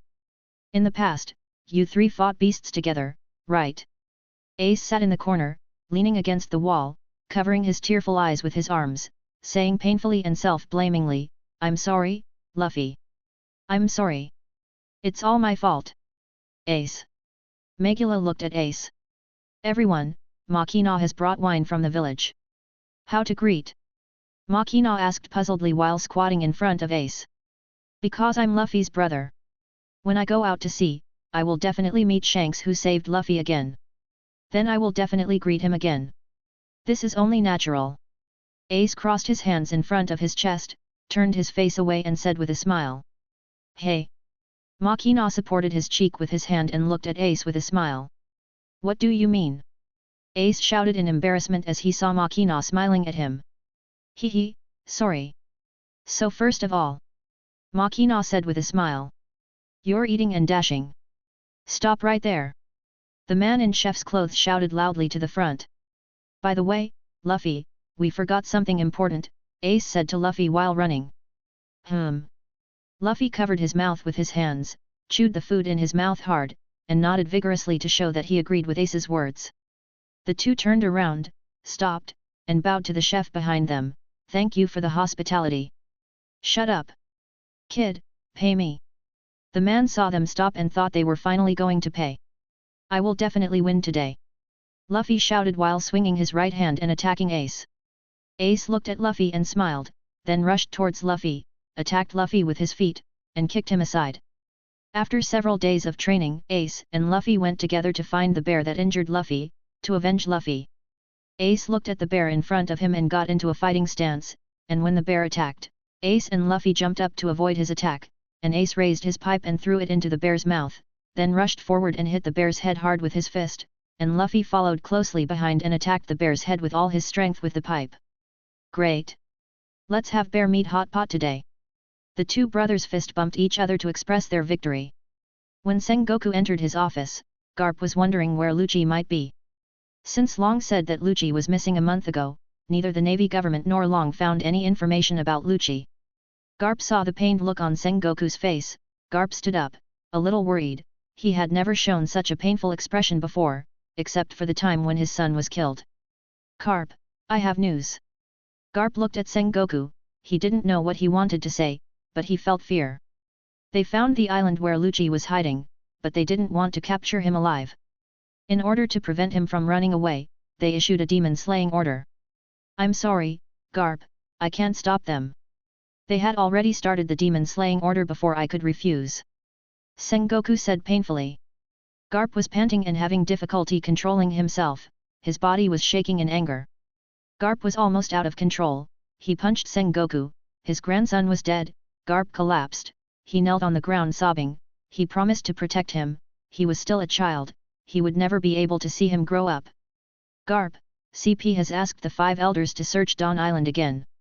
They believe that there are still dragon's contacts or important dragon sons on Dawn Island. The approval documents from the 5 elders have not yet come down. Sengoku whispered to Garp, and then calmly left Garp's office. Garp looked at Sengoku's back in surprise, then he wiped his tears and calmed himself down. Garp didn't stay for long and walked out of the office as if nothing had happened. After walking around the training ground a few times, he accepted the mission of the East China Sea and took his warship out to sea. Chapter 40. Garp entered his room, picked up the special Den Den Mushi, and after connecting the white Den Den Mushi, he called his son. Dragon. There's news about him, Garp said painfully. Father. Is there any news about him from the Navy? Long answered the call from his father, but there was something wrong with Garp's voice and Long's heart sank. They issued a demon-killing order, and he's on that island. Long's face sank and he felt cold all over. Garp responded sadly, the Navy has confirmed he is dead. The dragon covered his eyes to avoid him from seeing his tears. His son died, was killed, and the dragon was powerless to do anything. He could have stopped this from happening, but he failed. The government wants to search Dawn Island again. I can't lose my grandchildren again. I have to transfer them to other islands before they arrive. Cap said painfully. Father. If we are discovered. Long said. For my family, it's worth it. CP hasn't taken action yet. By then, I will place the Navy on an island in the East China Sea, and I will sail to Dawn Island alone. Garp explained. Okay, I get it. Father, I will make them pay the price, I promise. Long said with cold eyes. You better do it, brat. Cap said sadly. Lucci wiped his tears and looked at the water. He saw an island with a large forest on it. He didn't see any ships on the coast. The island should be safe. He recalled the skills of sailing and boating that Dover taught him when they went fishing together. He carefully turned the boat in the direction of the island, opened the sail, and let the wind take him to the island. The boat hit the sand, and Lucci carefully threw the anchor into the water to make sure the boat would not be carried away by the waves. He had been sailing on the sea for a week, and the food Dover gave him was finished. He needed to go to the island to replenish his food. Lucci quickly ran into the forest to look for prey. Lucci looked at the dim forest and felt very familiar. He had never hunted before, but he felt very skilled and could easily cross the forest and catch prey. Lucci explored the island. This island was an uninhabited island. There were small animals and fruits in the forest on the island, and there was a stream with many fish. Lucci found an open space and started a fire, roasting the prey he caught on the fire. Lucci looked at the fire and tried to recall his previous life, but no matter how he tried to recall, it was always blank. Lucci recalled the last words Dover said to him. He didn't know why those warships attacked the island. He felt it had something to do with him. The only thing that was certain now was that the Navy wanted to catch him. Although he didn't know the reason, he thought he had to find a way to hide himself, and he couldn't hide on this island forever. He had to become stronger, only in this way could he protect himself and the people he wanted to protect, so that the same thing wouldn't happen again. But before he became strong, he had to hide his identity to avoid being caught by the Navy. Lucci stayed on this island for a few weeks to train his abilities. He had discovered before that he seemed to have strange abilities, and he didn't know why. Now he can control the appearance of his own shadow and merge the shadows of other objects into it. He can also skillfully hide himself in the shadow of a big one or hide a small amount of Bailey in the shadow. The range of the shadow he can control now is not large, so he needs to continue exploring. Lucci carried a lot of food into the fishing boat. There were many medicinal herbs on this island, and he saw many of them like the ones Doris often used to treat him. He picked a lot of herbs that could stop bleeding and heal wounds quickly and stuffed them into his bag. Lucci drove the fishing boat and let the ocean decide where he would go. The ocean brought him to a quiet island with a town. The dock of the island was empty and it seemed that no ships passed by. He could dock. He needed to find some information to understand the situation outside and also buy some things he needed. Lucci looked around and made sure no one saw him. He quickly walked to a remote store. He looked at the mask hanging at the door of the store. The red and white colors were symmetrical. The mask had a normal expression, no frown or smile. Lucci picked up the mask and put it on his face. Then he walked to the cashier, pointed at the mask on his face and asked, "How much?" The employee glanced at him, then looked at his mask and said, "1 Baileys." Lucci was surprised at the price, but he still paid it. He didn't want to argue with him about it, but he needed to find a way to make some money. He walked out of the store and walked into the town, looking for the information he needed.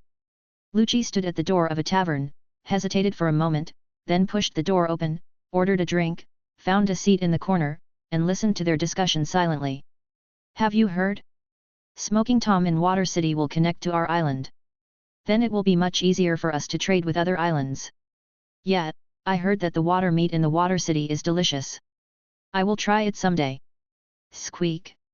A tall man pushed the door open and Lucci noticed that the drinking and talking in the pub had stopped. The person who had just spoken turned around to look at the man, then immediately lowered his head. Lucci felt very strange, but did not expose himself. The man came in and went straight to the bar. "Hello, how can I help you?" asked the tavern owner with a flattering smile on his face. "Give me a barrel of wine. Is there a new bounty?" the man said to the boss with a smile. "Yes, are you a bounty hunter?" The tavern owner took out the bounty and asked carefully, "This is the latest bounty?" "That's right," the man nodded and took the bounty from the tavern owner. "Which one of the latest bounties has the highest reward?" the man asked as he flipped through the bounties in his hand. "The person with the highest bounty recently is a little boy. I heard he is the son of the devil. He escaped from the Navy and has 4,000 million berries. This looks like I'm going to make a fortune." The man smiled and held up a bounty. "This guy doesn't look special. Dragon's son? There's such a high bounty on him." Lucci was in a position where he could see the wanted poster. His pupil shrank. "Is that him?" Lucci subconsciously lowered his head and touched the mask on his face. Should he say that it was a good thing that he prepared a mask? It seemed that he had to make other plans for the future, at least until he was 14 years old. By then, he should have grown up and would not be so conspicuous. Lucci looked at the small boats in the port. He had bought the Eternal Hand of the Water City. He wanted to know why the Navy destroyed the island. The villagers there were all innocent and why he was wanted. He wanted to know his previous memories and the truth about this world. Chapter 41. Ace and Luffy disguised themselves and sneaked into the city, intending to sell the bear skin, but they ran into thugs who wanted to rob them. They didn't seem to recognize them. Ace and Luffy smiled at each other, excitedly pulled open their disguise cloaks, and assumed a fighting stance. "Little brat, hand over the goods in your hands." Ace smiled brightly and called out to Luffy next to him, "Luffy." "Yet." Luffy immediately realized what Ace meant and responded. The two brothers smiled excitedly. Ace jumped up first, twirled the pipe in his hand, and attacked the leading thug. The thug was unable to react in time and was knocked to the ground by Ace in an instant. Then Luffy smashed another gangster's face with his pipe. The gangster fell to the ground and covered his face in pain. When the other gangsters saw how brutal these two kids were, they turned around and ran away. Luffy and Ace chased after them. "They are too weak," Luffy said with a grin. "That's because we've become stronger," Ace said proudly, and then he ruthlessly plundered the treasures from these gangsters.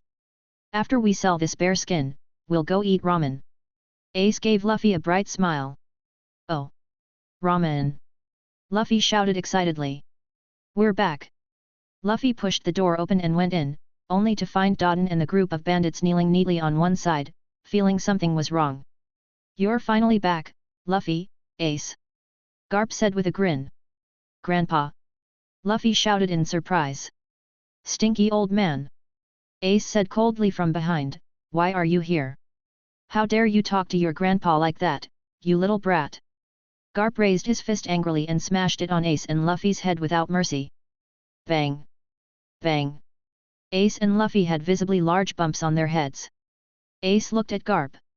Even though he was afraid of Garp's fist, he still stood in front of Luffy without hesitation, blocking him and protecting Luffy behind him. He angrily shouted to Garp, "You old man, you are not allowed to hit Luffy. Call me Grandpa. You little brat." Garp raised his fist and signaled. "Grandpa, why are you back?" Luffy asked puzzledly while chewing the meat in his hand. "Of course it's Grandpa coming back to see his adorable grandson," Garp said while picking his nose. "He wants to beat us up." Ace complained silently. Every time Garp came back, he would beat them up first. Garp didn't take Ace's words to heart, he was thinking about the purpose of his coming here. "Ace. Luffy. Do you want to become stronger?" Garp looked at Luffy and Ace very seriously. "Dawn Island has been discovered, and CP may visit here again at any time. He must transfer these two little guys and make them stronger as soon as possible." Ace looked at Garp in surprise, not knowing why he suddenly asked this, but looking at the expression on Garp's face, he knew he was serious this time. "Really? Grandpa, I want to become stronger," Luffy said happily. "Old man, what happened?" Ace asked confusedly. Garp laughed out loud to cover up his mistake, "Ha ha ha, you two will start the devilish training with me starting tomorrow." Ace looked at the smelly old man and noticed that he didn't even ask them to be Marines. Was it because of what happened before? Stinky old man, is he related to the person who came here to ask about Lucci before? Ace asked directly. Garp paused for a moment, then nodded and said, "Okay, after you finish eating, go to bed quickly. We will leave tomorrow morning." With that, Garp threw Ace and Luffy into the room where they were to sleep. Luffy looked at Ace and asked in confusion, "Ace, what were you talking about just now?" Ace looked at Luffy's big eyes, said nothing, and touched his hair, "Nothing, Luffy, let's go to bed. We don't know what the old man will do tomorrow." Yet, Luffy nodded before jumping on his mattress and getting under the blankets. Ace followed and laid down on his mat, covered with a blanket. Luffy put his arms around his waist once he was laid down. Ace didn't push him away, he put his hand on Luffy's head and stroked his black hair. "Ace, I miss Lucci and Sabo," Luffy whispered softly while lying on Ace's chest. Ace paused, his heart seemed to be pulled, he looked at Luffy's trembling shoulders, he felt heartache, he also missed Sabo and Lucci. Ace's eyes were slightly moist, but as Luffy's only brother, he couldn't show it in front of Luffy, he promised Lucci and Sabo to take good care of Luffy. "Luffy, I will always be with you." Ace put his hand on Luffy's back and comforted him softly. "Ace, you promised me that you would never die." Luffy choked slightly. "Well, I promised you, I will never die. I can't abandon a coward brother like you. I promise you, I will never die, Luffy," Ace said firmly, patting Luffy's back. Yet, Luffy nodded heavily, then slowly fell asleep. Ace looked at Luffy lovingly as he slept. He recalled the strange look on the old man's face today, and felt that he seemed very sad, but he seemed to want to hide it from us. His sudden return this time seemed to be related to the people who asked about Luffy in the village last time. He knew that the old man might want to protect them. No matter what, he would take good care of Luffy. He could not lose Luffy again. He was his only brother. Ace thought about it and slowly fell asleep.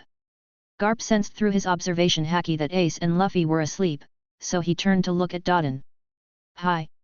Mr. Carp." Dodon was startled by Carp's serious voice. "I will take Ace and Luffy away tomorrow. They may not come back here for a few years. After we leave, don't mention Ace and Luffy anymore. I have already made arrangements with the village."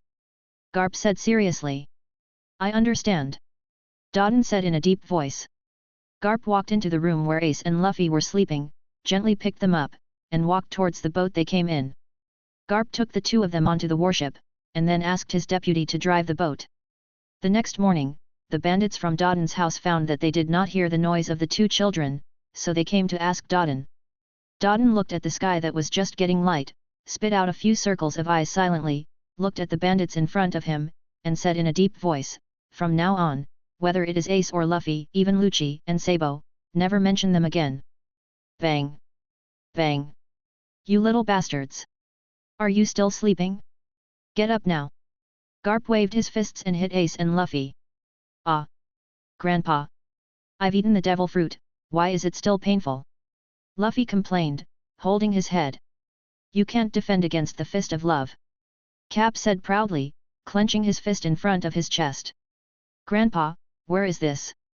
Luffy quickly ran to the edge of the boat and looked curiously at the endless sea outside. "Of course it's in the sea." Carp picked his nose and answered as a matter of course. Chapter 42. Ace was shocked and had a bad feeling. "Stinky old man. We said we can't become Navy." When Garp heard them say this, he habitually wanted to give them a fist of love, but suddenly froze for a moment, then said, "I don't plan to send you to the Navy." "Then why are you?" Ace asked confusedly. "Didn't we say yesterday that we would have training? Now we are on our way to training," Cap said. "Grandpa, where are we going?" Luffy asked puzzledly. "Luffy, I'll take you to meet some friends. They must miss you too," Garp said with a smile. "Who is it?" Luffy asked curiously. "You'll know when you get there," Cap said, and then he opened his arms, took both of his grandsons in his arms, and jumped off the boat, landing on the small boat parked below. Garp rowed the boat to the shore. Luffy jumped off the boat first, and ran around on the beach. Ace followed Luffy closely to prevent him from running into the sea, and Garp lowered the anchor behind him. "Ace! Luffy! Come here!" Garp shouted, then held them one in each hand and walked towards the forest. Ace kept struggling from Garp's grasp and demanded to get down, so Garp put Ace down and asked him to follow him. When Luffy saw Ace going down, he also struggled to go down and walk by himself. Garp casually let go of his hand and asked the two of them to follow him. "Ace, Luffy. You will train in this forest from now on. You can only return to Dawn Island when you can defeat all the animals in this forest," Garp said seriously. Ace looked at Garp in confusion. "Ah! What if I miss Dodon and the others?" Luffy asked in confusion, tilting his head. "Luffy, don't you want to become stronger? As long as you can defeat these animals sooner, I will come to pick you up sooner." Garp smiled and rubbed Luffy's hair. "Come on, Luffy." Garp stopped on a rock. "Just say hello to these monkeys first." Garp threw Luffy and Ace into a pile of monkeys and let them attack each other. Ace and Luffy quickly stood up, holding their pipes up in their usual fighting stances. Luffy yelled as he attacked the monkey first. Ace didn't have time to think, and hurriedly caught up to Luffy, charging forward with him. Clang! Ace and Luffy started to attack the surrounding monkeys back to back. The monkeys formed a formation and gradually separated Ace and Luffy and attacked them separately. A monkey punched Ace in the chest, and Ace hurriedly blocked it with his pipe. He didn't expect the monkey's fist to be so powerful, and Ace was caught off guard and retreated 1 meter. Ace's expression turned serious. These monkeys were very powerful, much stronger than the animals on Dawn Island. Boom! Ace jumped up and raised the pipe in his hand to hit a monkey. The cunning monkey dodged Ace's attack nimbly, jumped to Ace's side and attacked him. Ace gritted his teeth, forced his body to twist and roll to the side, and just as Ace dodged, the monkey's fist hit the position where Ace just stood, and hit the ground with the force. The floor instantly became a spider web shape and cracked in all directions. Ace was startled, he looked at the cracked floor and swallowed. Luckily he reacted quickly, otherwise if he was hit, he would definitely fall down. Damn it! Why is it so hard to beat them? Ace looked at the smug monkey in front of him angrily. After several rounds, he didn't get any advantage over them at all. Ace saw from the corner of his eye that Luffy was hit by a monkey and his whole body was knocked back several steps. He immediately shouted in panic, "Luffy!" Luffy took a few steps back, steadied himself, and responded to Ace, "I'm fine, Ace." Ace saw that Luffy was only slightly injured, and the fear in his eyes subsided, but he was still frightened. "Luffy, be careful. Don't get hurt as badly as last time." When Ace thought of this, his eyes darkened, and then he frowned. He thought of something, so he shouted to Luffy, "Luffy, come here." "Oh. Ace." Luffy responded immediately, then frowned. Several monkeys surrounded him. But these monkeys are very difficult to deal with. Ace ran towards Luffy while dodging the monkeys' attacks. Soon Ace came to Luffy's side, with their backs to each other facing the monkeys around them. Afterwards, the two brothers kept fighting with the monkeys until dusk. The monkeys were beaten and covered in wounds. They gradually lost strength and fell to the ground. The two brothers stopped, and Ace and Luffy lay on the ground with wounds all over their bodies to rest. "That won't do. You can't even beat a monkey. It looks like I have to teach you personally," Carp said with a frown. Ace was a little angry. They had defeated the bears and tigers in the forest, but they didn't expect to be defeated by these monkeys. Although he and Luffy did not lose, it was still a shame to end up in a draw. "Ace and I have become stronger and stronger. We can defeat the thugs in the city and the bears in the forest," Luffy shouted unconvinced. "There's nothing to say about defeating those guys. The enemies you will face in the future will be truly powerful ones. If you keep comparing yourself with those thugs, you will never become strong," Cap said seriously. Luffy dropped his shoulders, he realized that what his grandfather said was right, they were still too weak. Ace stood in front of Luffy, using a protective posture to block Luffy a little, and said unconvincedly, "I can still fight." "Ace, Luffy, what I want to tell you is that the world outside is very cruel. No one will give you a chance to grow. Once you fight, it's either you or me. The enemy will never give you a chance to breathe. You must become stronger as soon as possible. Only in this way can you protect yourself." Garp shook his head and said in a deep voice, "When you become pirates, you will face countless enemies. As long as you fail once, you will face the threat of death." Ace raised his head, stared at Garp and asked seriously, "So what should we do?" "Start the devilish training that Grandpa has set for you tomorrow." Garp showed a dangerous smile. "Enjoy your last night of good rest. Let's eat now." "Oh! I want meat!" Luffy shouted excitedly. Boom! Lucci held on tightly to the mast of the fishing boat, trying to steady himself so that he would not be blown away by the storm. He did not expect a huge storm to suddenly appear, and he only had time to fold the sails to reduce the impact of the waves on the boat. Lucci lowered his head and tried to hold on to the mast in his hands, hoping that the storm would pass as soon as possible. "Phew! That's great, we made it." Lucci sighed, but the fishing boat was already in tatters and he didn't know if it could still hold on. Lucci climbed up the mast and looked at the sea in the distance. He saw something that looked like a tall fountain not far away, and it seemed to be an island. That should be the water city. His fishing boat should be able to reach the island. Lucci looked at the island in amazement. The whole island was like a fountain, with water continuously flowing down from the top, forming channels and draining into the sea. Lucci found a remote dock and parked the boat there. Then he picked up the brown canvas bag on the boat, put on his cloak, and quickly entered the alley after making sure no one could see his face. Lucci looked around and finally walked into a remote alley for some reason. He pouted, as if he was lost. Lucci pushed open the door of a tavern marked on the outside. It was very quiet inside. Lucci walked to the bar and said, "Hello, uncle, can I stay here?" The man standing behind the bar had a dark green hat that was stained with traces of time, which held down his slightly curly white hair. There was a scar on the left side of his face caused by a knife wound that went through his cheek. He wore a black shirt on his upper body and a dark red jacket with light red lines on the collar. Chapter 43. The uncle looked at him and said nothing, then asked, "How long do you want to stay?" "Long-term stay, how much?" Lucci asked. The bailey in his hand should be able to support him for a month.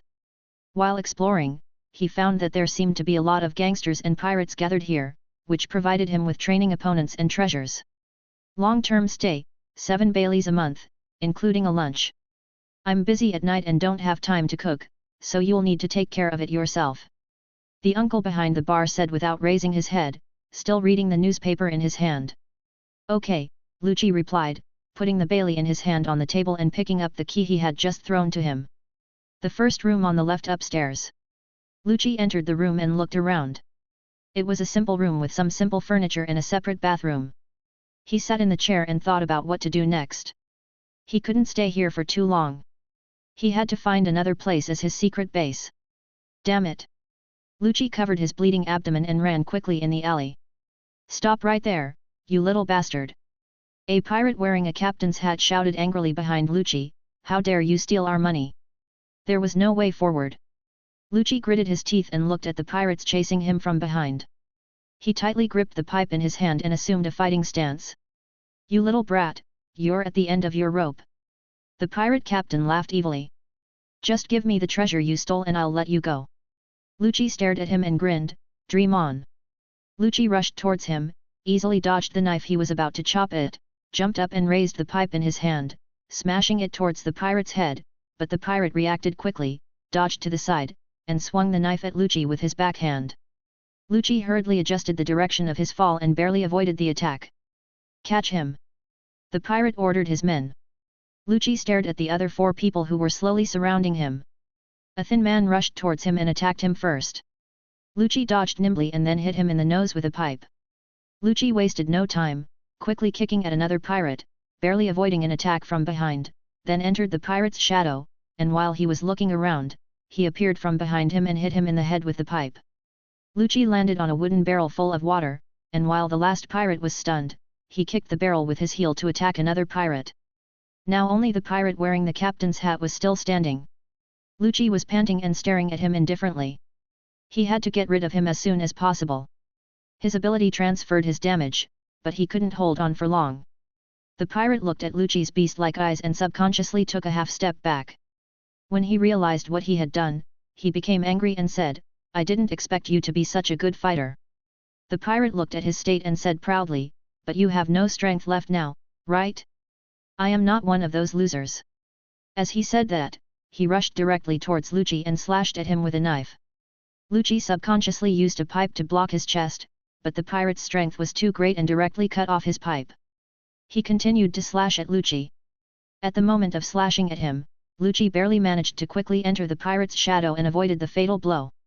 Lucci found in his shadow that the pirate stood there without making any movements. Suddenly, he quickly stabbed his shadow with a knife. Lucci quickly shrank to a place and avoided it. Lucci found that he seemed to know where he was, but he didn't know where he was exactly. Lucci held his breath, and when he lowered his head and tried to find him, Lucci felt that this was a good opportunity, and quickly appeared behind the pirate. When he clenched his fist and was about to attack his head, the pirate suddenly turned around and grabbed him with his hand, and then before he could react, he clenched his fist with his other hand and smashed it on his head, and Lucci's head was smashed hard to the ground. Puff! Lucci spat out a large mouthful of blood, then lay on the ground and struggled to support himself with his arms. He looked at his bleeding abdomen. It seemed that the damage that had been transferred before had returned to him. He prepared to struggle to stand up. Boom! The bastard pirate stood in front of the struggling Lucci and then stepped hard on his shoulder. "You are really looking for death?" The pirate arrogantly stepped on Lucci and pointed his knife at him. "You dare to provoke me? Go to hell!" The pirate raised his knife and chopped at Lucci. Lucci looked at the knife getting closer and felt regretful. He hadn't found his memory yet, and hadn't realized his dream yet. Was he going to end here? He was unwilling. "Stop!" Suddenly a voice was heard and the pirate stopped what he was doing. Lucci opened his eyes with difficulty and saw a white-haired man in a black cloak. "Who are you? Get out of here if you don't want to die." The pirate turned around and looked at the person who made the sound with a warning, "Don't disturb me. Otherwise I will kill you too." the pirate said viciously. The man didn't answer the pirate and continued walking towards him. Stop! Didn't you hear me? The pirate shouted angrily. Sorry. The man quickly approached the pirate and knocked him out in an instant. Lucci looked at the man's movements in surprise. He didn't even see how the man made the move, and the pirate was knocked away. The man approached Lucci quickly. When Lucci saw him coming, he struggled to stand up, hissed from his throat, assumed a fighting stance, and stared at him vigilantly. Don't worry, I'm here to help you. I'm not a bad person. The man extended his hand to Lucci and smiled at him soothingly. Lucci looked at the hand stretched out in front of him in confusion, staring at him, and then as if he felt something, Lucci put his hand on his tense nerves relaxed, and he let himself slide into the darkness. Lucci, Lucci! Lucci squinted his eyes, raised his hand to block the glaring light, and subconsciously touched the mask on his face, but felt nothing. He immediately woke up, tried to prop up his body, and looked around vigilantly. You're awake. What's your name? Lucci looked at the person who spoke. Thank you for saving me, uncle, but where is my mask? He asked, trying to remain calm. Is this what you're talking about? The man took out a red and white mask and gestured. Yes. Lucci nodded. Please return him to me. You haven't answered my question yet. The man said with a smile. Before asking someone else's name, you should tell them your own name first. Lucci pursed his lips to suppress his anger. Oh. That's right, let me introduce myself then, the man said nonchalantly, my name is Rayleigh, you can also call me Ray. Lucci hesitated for a moment, but still answered, my name is Lucci, can you give me the mask back now? Rayleigh stopped teasing him and threw the mask to him with a smile. Why do you wear a mask? To avoid being hunted down by the world government? Rayleigh asked curiously. Chapter 44. Lucci paused with his hand holding the mask. Just to avoid unnecessary trouble, why did you save me? Lucci asked puzzledly. I will not watch a child die in front of me. Rayleigh took a sip of wine and continued with a smile, I have been observing you for the past few months. I have seen all your battles. You are very brave for your age. You are growing very fast. How about it, are you interested in being my apprentice? Why? Lucci asked in shock, he didn't understand why he did this. Is this you? Raleigh picked up a wanted poster. Lucci became nervous when he saw the wanted poster, but he did not panic. He knew that if he wanted to catch him, it would be easy as he could not beat him at all. It's me, what are you going to do? If you want to ask me about the past or about dragons, I can't answer you. I don't remember anything before the age of 10, Lucci replied calmly. Don't remember? Rayleigh asked in surprise. What happened? I don't know either. I didn't remember anything when I woke up. I only knew my name. Lucci said. Is that so? Rayleigh stroked his chin and said, please consider my proposal. I don't want to see a promising young man die prematurely. Aren't you afraid? My identity? My existence will bring you a lot of disasters. Once the Navy and the world government find me, they will do their best to hunt me down. Lucci said in a painful and angry voice, they have already triggered a demon-killing order to kill me. Do you still want me to be your apprentice? He didn't know why the Navy used warships and cannons to attack the island before. During the 3 months of investigation in Water City, he had discovered the cruel truth. The world government chose to blow up the entire island just to ensure that they could kill him. Rayleigh looked at the skinny shoulders of the child in front of him trembling violently, feeling a little distressed. He shouldn't have to endure this at his age. Rayleigh slowly approached him and raised his hand to ruffle his hair. This is not your fault. The fact that I can make this suggestion proves that I have the ability to protect you. At least before you grow up, I can train you so that you can protect yourself. I just gave you room to grow. His nose felt sore and Lucci's eyes were instantly filled with tears. He tried hard to stop the tears, but they still fell uncontrollably. He cried loudly, as if he wanted to vent all the pain, guilt, self-blame and fear that he had suppressed before. He wanted to go with this uncle. He wanted to become stronger. At least he would not be as helpless as he was now. He did not want to experience this feeling of loss again. Both the villagers who saved him and his memories were caused by his weakness. Luffy, this way. Ace turned around and looked at Luffy who was squatting on the ground looking at insects. Luffy, stop playing. We have to find a place to sleep before dark. Oh, Ace, look. Luffy happily held up the beetle he had just caught. Okay, Luffy, we should go. Ace looked at his brother's adorable behavior and couldn't help but ruffle his hair. Okay, Ace. I'm hungry. Luffy touched his belly and complained with a pout. Luffy, stop being a spoiled brat. Ace held his forehead and looked at Luffy helplessly, but after Luffy reminded him that he was also hungry. It had been nearly 3 months since the last time the stinky old man brought them to this island. In the past few months, the stinky old man had been making them do a lot of hard physical training. Every day, they either ran around the island with heavy objects or did thousands of push-ups or fought with various animals. Every day, they were tortured by the stinky old man until they were in pain all over and fell asleep exhausted. And today, they had just been trained by the stinky old man for a whole day, and they hadn't eaten anything yet, but the stinky old man threw them into the middle of the forest and let them fend for themselves. Ace and Luffy looked around, trying to find something to eat, but this forest seemed to be more dangerous than Mount Gorpo. He could vaguely hear the roars of many large animals. Ace couldn't help but say to Luffy, Luffy, this forest is much more dangerous than Mount Gorpo. You must follow me here and don't run around. Seeing Ace's serious expression, Luffy obediently responded, got it, Ace. Ace continued to walk forward, looking for food. After a while, Ace saw that there seemed to be red fruits in the bushes in front of him. Just when he was about to call Luffy over, he turned around and saw Luffy squatting on the ground looking at something. Luffy, what are you doing? Ace said helplessly as he walked towards Luffy. Ace. I found food. Luffy heard Ace's voice, looked up at him happily, raised the colorful mushrooms in his hand and signaled to him, come on, there are a lot of these mushrooms here. Ace approached Luffy and looked carefully at the mushrooms in Luffy's hand. He found that they were all poisonous mushrooms and sighed helplessly. Luffy, don't think everything is edible. Ace slapped the mushrooms off Luffy's hand, pulled him up and said seriously, these are poisonous mushrooms, you can't eat them. But they look like they will be delicious. Luffy looked at the mushrooms lying on the ground reluctantly. Don't you know that the brighter the color of something, the more poisonous it is? Ace crossed his arms and looked at Luffy and lectured. But I think they look delicious. Luffy muttered with a pout. Don't worry about what you think. Don't refute your brother. Ace hit Luffy on the head. Luffy covered his head and said unwillingly, okay. I just saw a lot of red fruits in front of us. They should be edible. Ace couldn't help but comfort Luffy when he saw his aggrieved look. However, in order to prevent Luffy from eating when he was not paying attention, Ace took the initiative to hold Luffy's hand and walk towards the bushes where he saw fruits just now. After picking the wild fruits, Ace took Luffy to explore around to see if there was anything else edible. Luffy lay on the tree and looked carefully at the bird's nest on the tree. He poked his head into the nest, trying to sneakily take the eggs from the mother bird.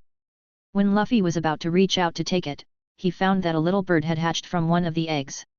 Luffy hurriedly stretched out his index finger and whispered to the little bird, but was still discovered by the big bird.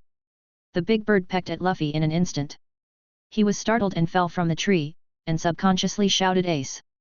Ace soon discovered that Luffy was being attacked by a giant bird, and quickly went to help Luffy attack the bird.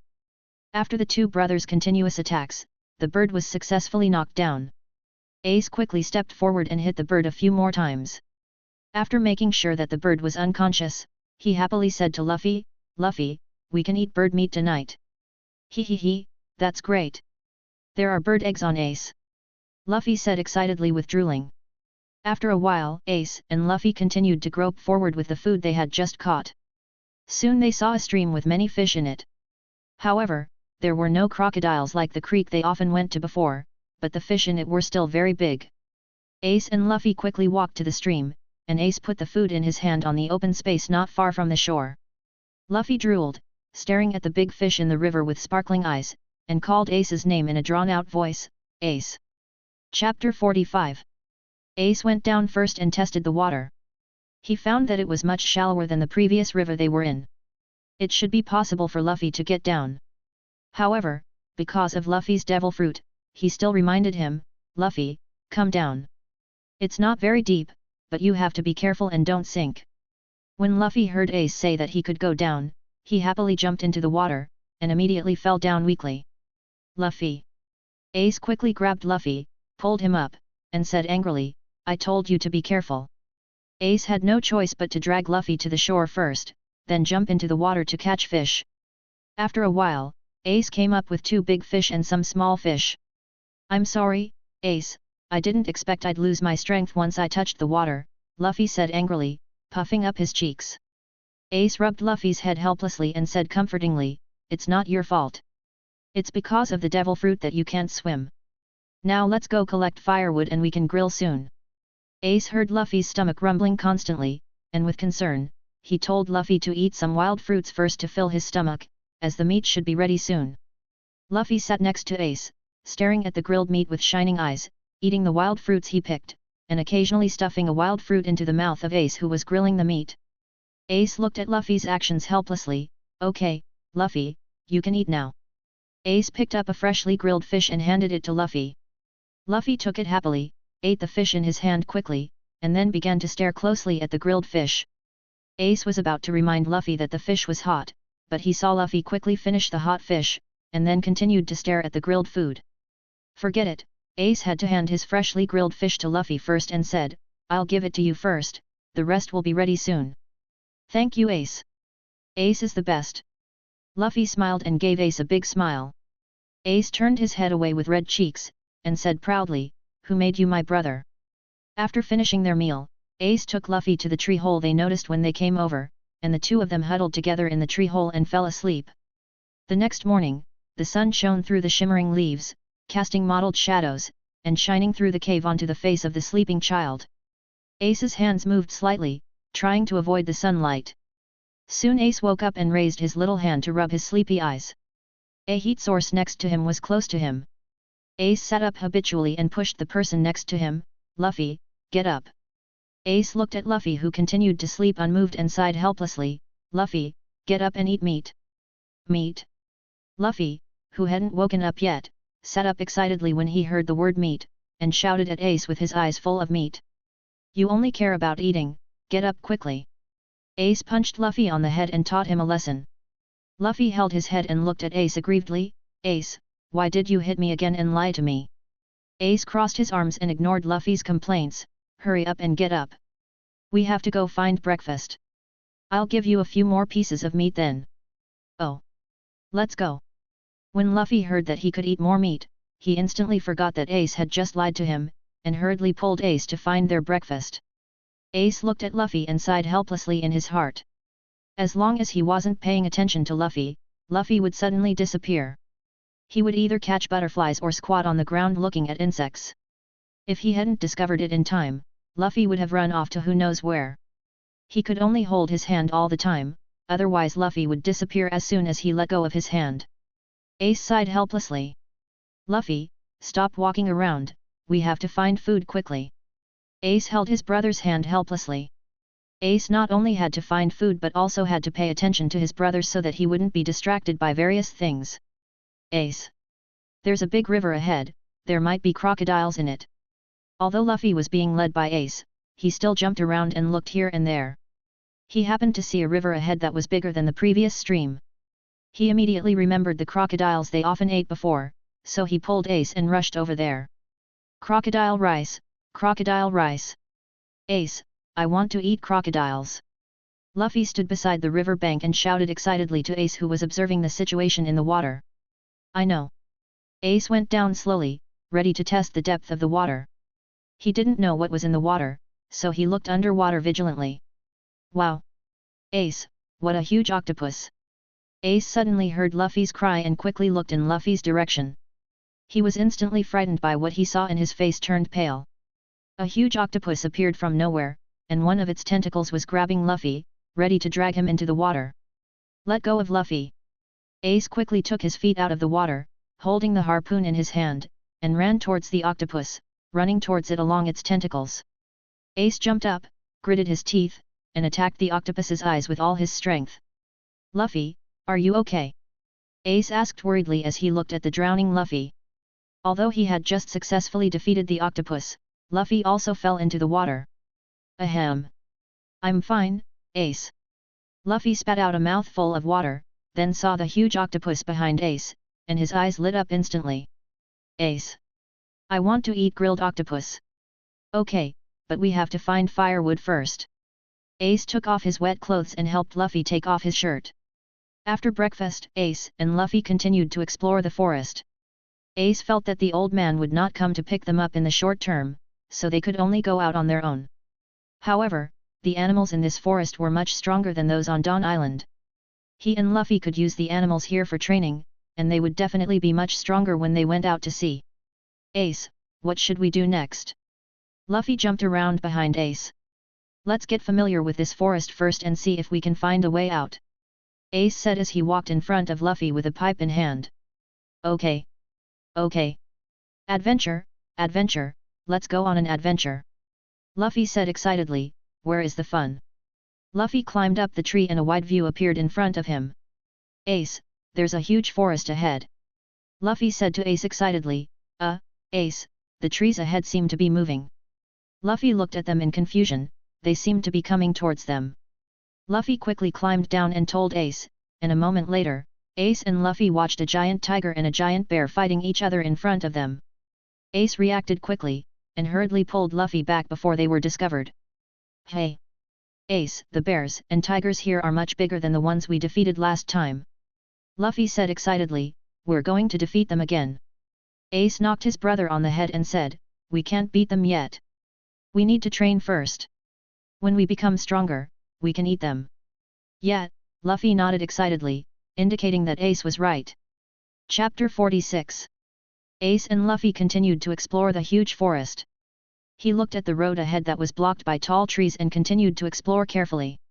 Ace looked around cautiously to prevent any danger. He also paid some attention to Luffy's situation at all times. Luffy looked around curiously. The surrounding trees were very tall, with lush branches and leaves, which blocked out a lot of sunlight. The creatures in the forest could only find a little light from the gaps between the leaves.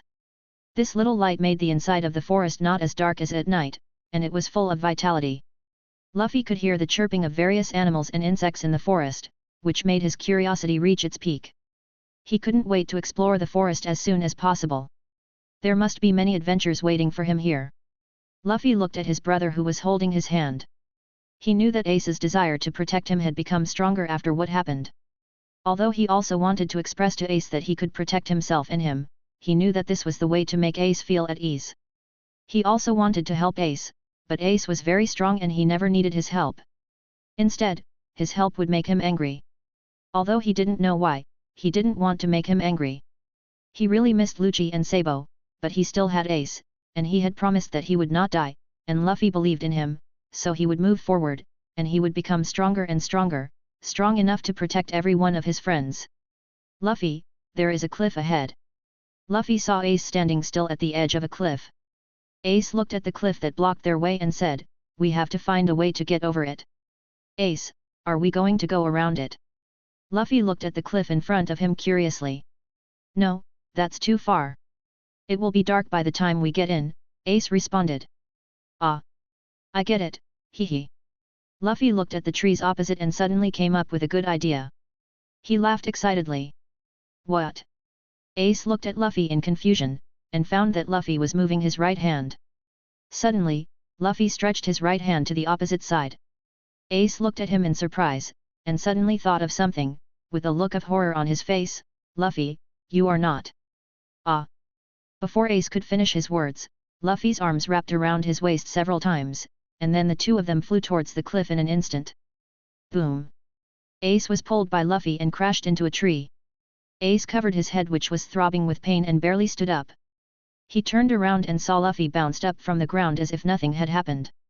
Hi, Ace, this is fun, we're here. Luffy said excitedly, not noticing Ace's raised fist behind him. Boom! Why, Ace? Luffy covered his hit head and looked at Ace with a wronged look. Luffy, this is very dangerous. Don't do such dangerous things next time, Ace said angrily. Who taught Luffy to do such dangerous things? Ace cursed in his heart. But Ace, this is very convenient, we have already reached the other side, Luffy retorted, holding his head. He really wanted to teach him a lesson. Was that what he was talking about? He was angry that Luffy did such a dangerous thing. Don't do such dangerous things again, Luffy. Ace waved his fist and signaled. Oh, okay. Luffy responded aggrievedly, but he still felt that his method was very good and convenient. He didn't know why Ace didn't like it. They all succeeded. Luffy puffed up his cheeks and thought unconvincedly. Where are we going next, Ace? Luffy became excited again when he thought about his adventure with Ace. Let's go take a look ahead. Ace decided. Great. Ace and Luffy's exploration team sets off. Luffy shouted excitedly, walking forward excitedly, looking for interesting things. Ace shook his head helplessly as he looked at Luffy's performance. They had to find a way out as soon as possible and settle down first. The stinky old man probably wouldn't show up to take them back. They had to rely on themselves to survive in this forest. Run, Luffy! Ace shouted to Luffy while dodging the attack of the huge crocodile-like animal chasing them. Oh! Luffy ran forward with the fishing rod and bucket, a big smile on his face, as if he found it very interesting to be chased by strange animals. Soon the two brothers took advantage of the complex terrain of the forest and successfully escaped the pursuit of strange animals. Ace and Luffy continued to explore the forest. Ace looked at the red fruits on the tree. Although there were few of them, he decided to pick them. After a while, he heard Luffy's surprised voice coming from the front, Ace, there is a hole with light in front. Ace heard Luffy's cry, quickly put away the fruits he picked, and ran towards Luffy. This should be the exit of the forest, Ace said as he saw Luffy already running towards the cave entrance. Ace quickly caught up with his brother. Don't run around by yourself, Luffy, Ace said viciously while holding Luffy's head. Luffy glanced to the side and saw a waterfall and suddenly got excited. Ace. It's a waterfall. Ace followed Luffy's line of sight and saw a large waterfall hidden behind the dense bushes. Although the waterfall was not high, the water flowing down from the cliff was very rapid. Ace pushed aside the blocking bushes and his vision suddenly became clear.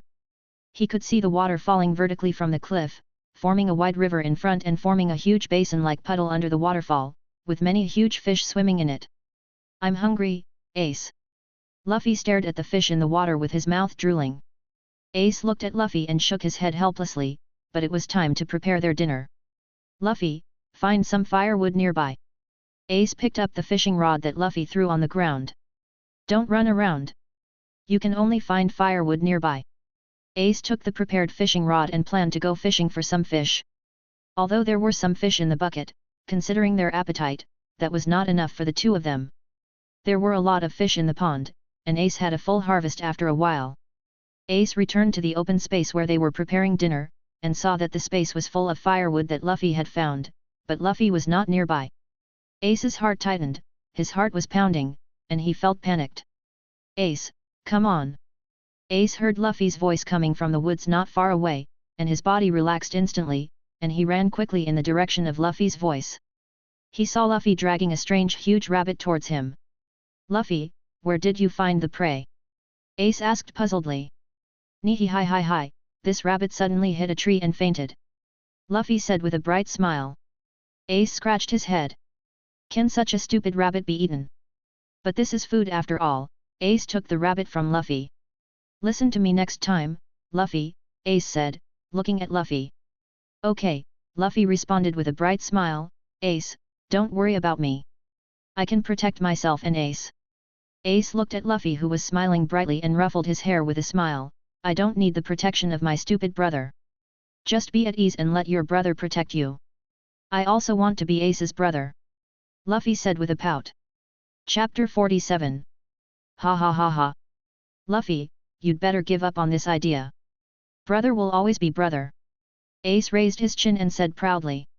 When I'm 11, I'll be older than Ace. Luffy retorted. Idiot, I will grow up too. I will be 14 years old by then. Ace said proudly as he tapped Luffy's head. Hey! Is that so? Luffy exclaimed in surprise, then pouted in disappointment.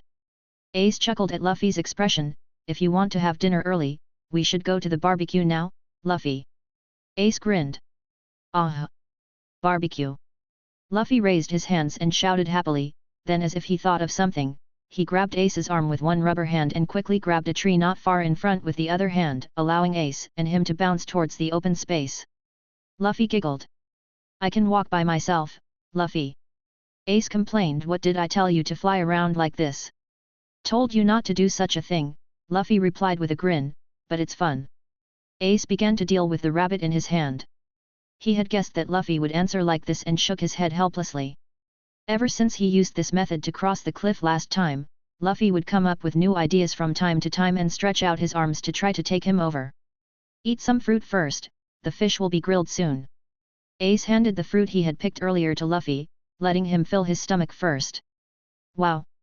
Ace is the best. Luffy took the fruit given by Ace and quickly walked to the water's edge. He washed the fruit in the river. During the washing process, Luffy first stuffed one for himself. Then he looked around, picked a larger leaf, and put the washed fruit in it. Luffy skipped back to the barbecue place with the leaves filled with fruits, and sat next to Ace with a smile on his face, waiting for the food to be grilled.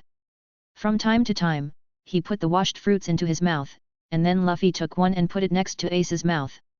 No need to give it to me, just eat it yourself, Luffy. Ace said with a smile as he looked at the fruit Luffy handed over, but he did not refuse. Ace lowered his head slightly with a blush on his cheeks and picked up the fruit in Luffy's hand with his mouth.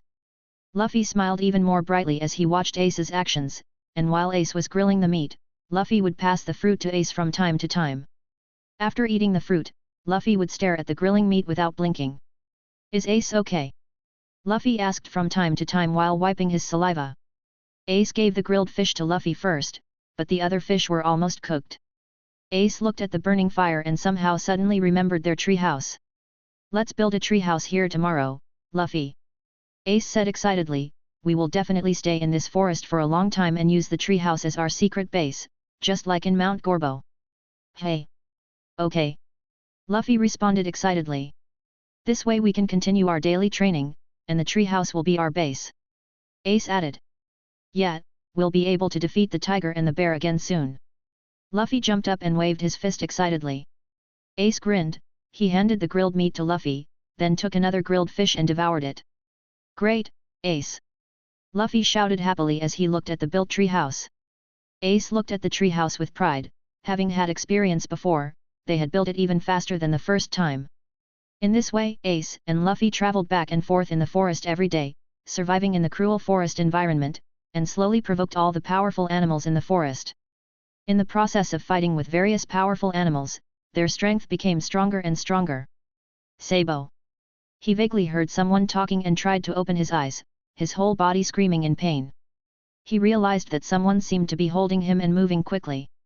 He didn't have time to think more and soon his thoughts sank into darkness. You're too slow, dragon. How long do we have to wait? Said the man with smoky makeup and a strange big face to the man in the green cloak. Ah, sorry. Long responded without any expression. Ah, treat the wound quickly. It's so serious. A subordinate shouted in shock when he saw the injured boy in the hands of his leader. Hey! Long, where did you get this little boy from? The man with the strange big face asked in surprise, he's seriously injured. He needs treatment quickly. Please, Ivan. Long added expressionlessly, let's watch the celestial dragons log in before we set off back. Do you want to see the celestial dragons log in? Ivan asked in surprise. Yeah, Long nodded, without saying anything more, and then returned to his office to prepare to process the documents. A week later. Hey! A loud shout came from the sailing ship. The nurse on the ship saw that the little boy opened his eyes and quickly went to report to the doctor. Has he regained consciousness? Ivan looked at the little boy with his eyes wide open on the bed and asked doubtfully, but something seems to be wrong. How do you feel? The doctor asked carefully. You have been in a coma for a week. Your injuries have been bandaged, but you may have some headaches. Who are you? Sabo covered his head and asked in confusion, who am I?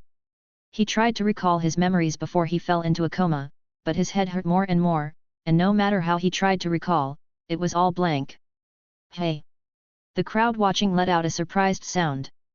The doctor quickly moves forward to ask Sabo some questions and discovers that he can't remember anything, not even his name. Memory, lost. Ivan looked at the doctor in front of him in surprise. Yes, he doesn't even remember his own name. Said the doctor as he wrote something on a piece of paper. It says Sabo on your belongings. Is that your name? The doctor asked Sabo holding a handkerchief. Sabo. I don't know. Sabo looked at the handkerchief in the doctor's hand in confusion. He had no impression of it at all. Long, do you know anything? Yvonne looked at Long and asked. It is certain that he is a noble of the kingdom of Goa, Long replied, but I seem to have seen him with another boy before. Then send him back and find his parents first, said someone nearby. No. Sabo shouted in horror. Hey! The others looked at him in confusion. I don't want to go back. Just take me with you, Sabo said painfully with tears in his eyes. He didn't know why he was so resistant. He only knew that he didn't want to go back to his parents no matter what. Long looked at Sabo's actions and suddenly remembered what he said when he first met him, then follow us first. Sabo then lost his memory and followed the Revolutionary Army back to its headquarters, where he was trained by them. Chapter 48. Move your center of gravity a little lower. The Revolutionary Army will not accept people who can't fight. Haku and Sabo stood aside and watched the training of the others. If we keep going like this, our bodies will become stiff, Sabo said as he jumped off the rock. Where are you going, Sabo? Wait. Haku reached out to try to stop Sabo, but was surprised to find that Sabo actually dodged him and even fought back. Of course we're going to train, Sabo replied with a smile, and then left quickly. Ah! Haku was surprised at Sabo's reaction, when suddenly a huge face appeared in front of him. How about the kid? Yvonne jumped away from the frightened Haku and stood beside him, looking at Sabo who had already walked away. Although he has lost his memory, it seems that he has not forgotten what he learned. Haku looked at Sabo's actions and added, I don't know where he has done what, but judging from his actions, he is obviously very used to fighting. Maybe he is an unforgivable bad kid. I can't control him now. Yvonne looked at Sabo's back and thought. Sabo happily learns various knowledge every day at the revolutionary base. After day-to-day training, his abilities in all aspects have surpassed his peers, and he will soon be able to defeat Haku successfully. He didn't miss the lost memories anymore, he had his own goals here, and he had many friends, even if he didn't remember the previous memories, but he thought he could create future memories. And he really hated going back to his parents, every time he thought about it he would feel panic. His previous memories should all be bad memories, he told himself, but he still felt as if there was a void in his heart, as if he had lost some important treasure that he didn't know about. It's not over yet, Haku shouted to Sabo, panting, and then quickly attacked Sabo. Sabo dodged Haku's attacks with a smile. After several rounds, Haku still failed to attack Sabo. Sabo took advantage of Haku's inattention and quickly pulled off his belt. Wow!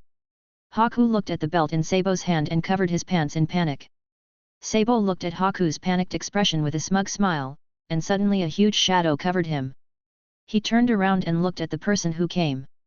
He had a huge body, wearing a spotted white hat with a pair of bear ears on his head, and a black top with a huge white striped pattern on his upper body. This time I'm competing with Big Bear. I'm going to do it, Sabo said with a smirk, then rushed forward with an attacking gesture, and was immediately knocked away by Big Bear's attack. 2 years later.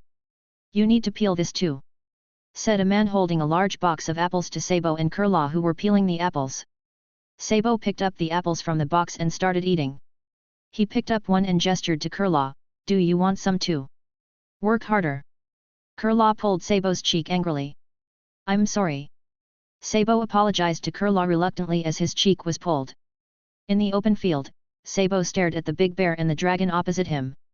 He had never succeeded in defeating the big bear or the dragon. This time he would definitely be able to defeat them, or at least hurt them, Sabo thought confidently. He quickly attacked the bear, then jumped up and kicked it. The bear easily dodged Sabo's attack and then he grabbed Sabo's leg and threw him into a pile of discarded items. Sabo! Haku and Kurla shouted worriedly. Sabo spat and glanced at the pipe on the side. For some reason, it felt very familiar. He picked it up and waved it tentatively a few times. It felt very handy. Sabo picked up the pipe with a smile, and adjusted it as he walked. Then he continued to stand in front of the big bear, making an attacking posture, with his lips curled up and a smirk revealed. He quickly attacked in the direction of the big bear, and when the big bear raised its hand to attack him, Sabo used the big bear's hand to jump over the big bear and attacked the dragon behind him, but the dragon dodged several of his attacks. Then the dragon appeared behind him in an instant, with a smile on his face and slapped Sabo on the back, and then Sabo fell asleep. Sabo is growing very fast, Long praised. He's grown a lot compared to the beginning. In a few years, we can let Sabo start the trial, said Big Bear. Yes, Long nodded and said seriously, we will carry out more revolutionary actions. Sooner or later, I will overthrow the world government. Really, where is this? Lucci looked curiously at the bubbles that kept popping up from the island. Ha ha ha, this is the Chebayati archipelago. Rayleigh took a sip of wine from the gourd on his waist and said, I live here. You can stay with me here for a while. Lucci followed Rayleigh onto the island and looked around cautiously. Many things on the island were related to bubbles, and seemed to be related to the bubbles that kept popping up on the island. What is this island made of? Why are there constant bubbles popping up on the island? Lucci asked curiously, looking around. He had never seen such a strange island. There were all kinds of soap bubbles floating in the air, and. Lucci looked at the navy patrolling not far away and subconsciously pulled down his hood. There seemed to be a lot of navy here. This island is made up of the Yarkiman mangroves. The soap bubbles appear because the mangrove roots secrete special natural resins due to breathing. The resin expands due to the air and forms bubbles, which then fly into the sky, Rayleigh explained with a smile. Looking at the label with number 13 on the tree, he added, it's right in front. Let's go in. Lucci looked at the house in front of him, which was located under a tall tree. There was a long staircase in front of the house, and it seemed that no one else lived around. Hey! Shaky, we're back! Raleigh shouted towards the house. Lucci looked around. The house was located very high with a good view. He could basically see most of the island. There seemed to be a Ferris wheel a little further to the east. Oh, Master Lei, you're back so early. A young woman holding a cigarette opened the door. She stared at Lucci and said with a smile, it seems you brought back a little guest. Ha ha ha, this is my apprentice. He will live with us from now on. Rayleigh said with a smile. Come in first. Xiaoqi said with a smile. Lucci sat at the bar in the tavern and ate the food that Xiaoqi gave him. What's this boy's name? Xiaoqi asked curiously as he looked at the little boy eating voraciously. Hello, my name is Lucci. Lucci heard Xiaoqi's voice, raised his head and responded obediently. What a cute little guy. Xiaoqi bent down and ruffled Lucci's hair, saying with a smile. Men can't be described as cute. Lucci's cheeks flushed slightly and he retorted subconsciously. He he he. Xiaoqi covered his mouth and chuckled. Really, where did you find such an interesting guy? Xiaoqi asked with a smile. I planned to train him. Rayleigh shook the wine in his hand and responded with a smile, but now is not the time, we need to take it slowly. Rayleigh finished the wine in his hand and said to Xiaoqi with a smile, I'll leave him to you for the time being, Xiaoqi. This child must be the dragon's son that caused so much commotion before, right? Xiaoqi asked Lucci who had already gone into sleep. Although your face is covered by a mask, your figure, hairstyle, and age haven't changed at all. And you suddenly brought back a little boy of the same size. Shaky bent down and looked at Rayleigh and said with a smile, this doesn't look like you. It's just a pity, Rayleigh said with a smile, this boy's personality is quite similar to mine when I was a child. Is that all? Shaky said with a smile, when are you going to start training him? Rayleigh smiled but said nothing. Chapter 49. Lucci looked at the 4 pirates surrounding him, smiled excitedly, clenched the pipe in his hand, and assumed a fighting stance. Lucci nimbly dodged the attacks launched by the pirates, jumped up easily, jumped over the pirates' heads and attacked a pirate behind him. He successfully knocked the man to the ground with the pipe. Then he quickly dodged the dagger shot at him, and punched the pirate who attacked him from the side. Lucci stared at the remaining 2 pirates, one of whom seemed to have a strange devil fruit, constantly controlling the dagger to attack him. Lucci ran quickly, dodged the knife shot by him, and quickly approached him, successfully entering his shadow the moment he approached. Lucci appeared at his side in an instant, raised the pipe in his hand and attacked his head. The pirate didn't expect Lucci to be so fast, and he was knocked to the ground before he could react.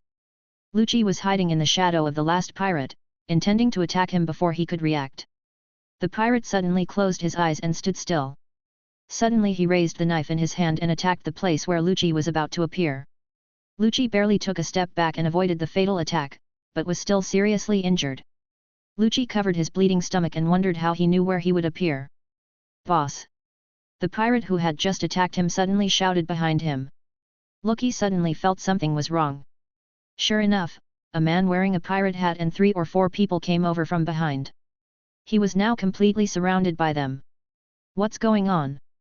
What are you doing? Haven't you caught this guy yet?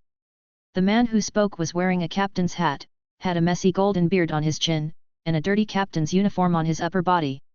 Boss, be careful. This kid is quite powerful. Our other 3 brothers were all knocked down by him. The pirate who had previously injured him said with a ferocious look on his face. It's because you are too weak that you were defeated by a little kid. The man who looked like a captain slapped the pirate who had just spoken. Kid, you'd better come with us, or you will die here. The pirate smiled evilly. Get out. Lucci pressed hard on the bleeding wound, and the wound disappeared soon. He stood up, assumed a fighting stance, and stared at the pirates in front of him with cold eyes. His words reminded him of what had just happened. This group of pirates actually kidnapped children on this island. If he hadn't just passed by and saved those children, they would have succeeded. Captain, the wound on this kid has disappeared. One of the pirates said in surprise. What's the big deal? It's just a devil fruit. The pirate captain said nonchalantly. Suddenly, as if he had thought of something, he smiled greedily. But, this kid actually ate a devil fruit. If we catch him, we can definitely sell him for a good price. Come on, catch him. The pirate captain waved his hand and ordered his men. Lucci stared at the pirates who were gradually surrounding him, constantly thinking of countermeasures. He used his pipe to block the knife that was coming towards him and threw it aside with force. Lucci took advantage of this gap to slide off the ground and leave the crowd that surrounded him. Lucci attacked the pirate captain standing behind him, quickly jumped up, and before they could react, he raised the pipe in his hand and attacked his head with force. The pirate captain noticed his intention and raised the knife in his hand to block the attack. Lucci moved the pipe to the side, avoiding his knife, and quickly entered his shadow at the moment of falling. While he was still in a daze, Lucci instantly appeared behind him, took out 2 daggers from the space and threw them at him. When the pirate was resisting the attack of the dagger, Lucci raised the pipe and swung it hard at his head, successfully hitting him. After landing, Lucci jumped up and was about to pursue the victory, but suddenly he found that the pirate raised his fist to him, and suddenly his hand suddenly broke as if it melted and attacked him. When Lucci reacted, he found that he could no longer dodge. He faced the attack, raised the pipe and hit the pirate's head with all his strength. Boom! A huge crash caused a lot of dust to rise around, and suddenly a thin figure fell from the air and fell heavily on the ground. Cough cough cough! Lucci lay on the ground, supporting himself with his arms, struggling to sit up. Lucci covered his chest and couldn't help but spit out a mouthful of blood. He wiped the blood from the corner of his mouth with his arm and stood up with difficulty. Lucci stared in the direction of the pirates. Captain! Are you okay? The other pirates stared in amazement at the captain lying unconscious on the ground. Impossible! Their captain was defeated by a little devil. One of the pirates shouted in disbelief. Catch that kid! He has no ability to fight back. The pirate who had previously injured Lucci shouted loudly. The pirates quickly surrounded Lucci. Lucci stared coldly at the pirates who were surrounding him and clenched the pipe in his hand. Clang clang! He barely used the pipe to block the attack, and the huge force made him take a few steps back. Lucci didn't waste time, he quickly jumped up and knocked down one of the pirates. The moment he landed, he stepped on the face of a pirate on the right and used the pipe to knock down a thin pirate in front. Lucci stood on the unconscious pirate, panting and clenching the pipe in his hand, staring at the remaining 3 pirates.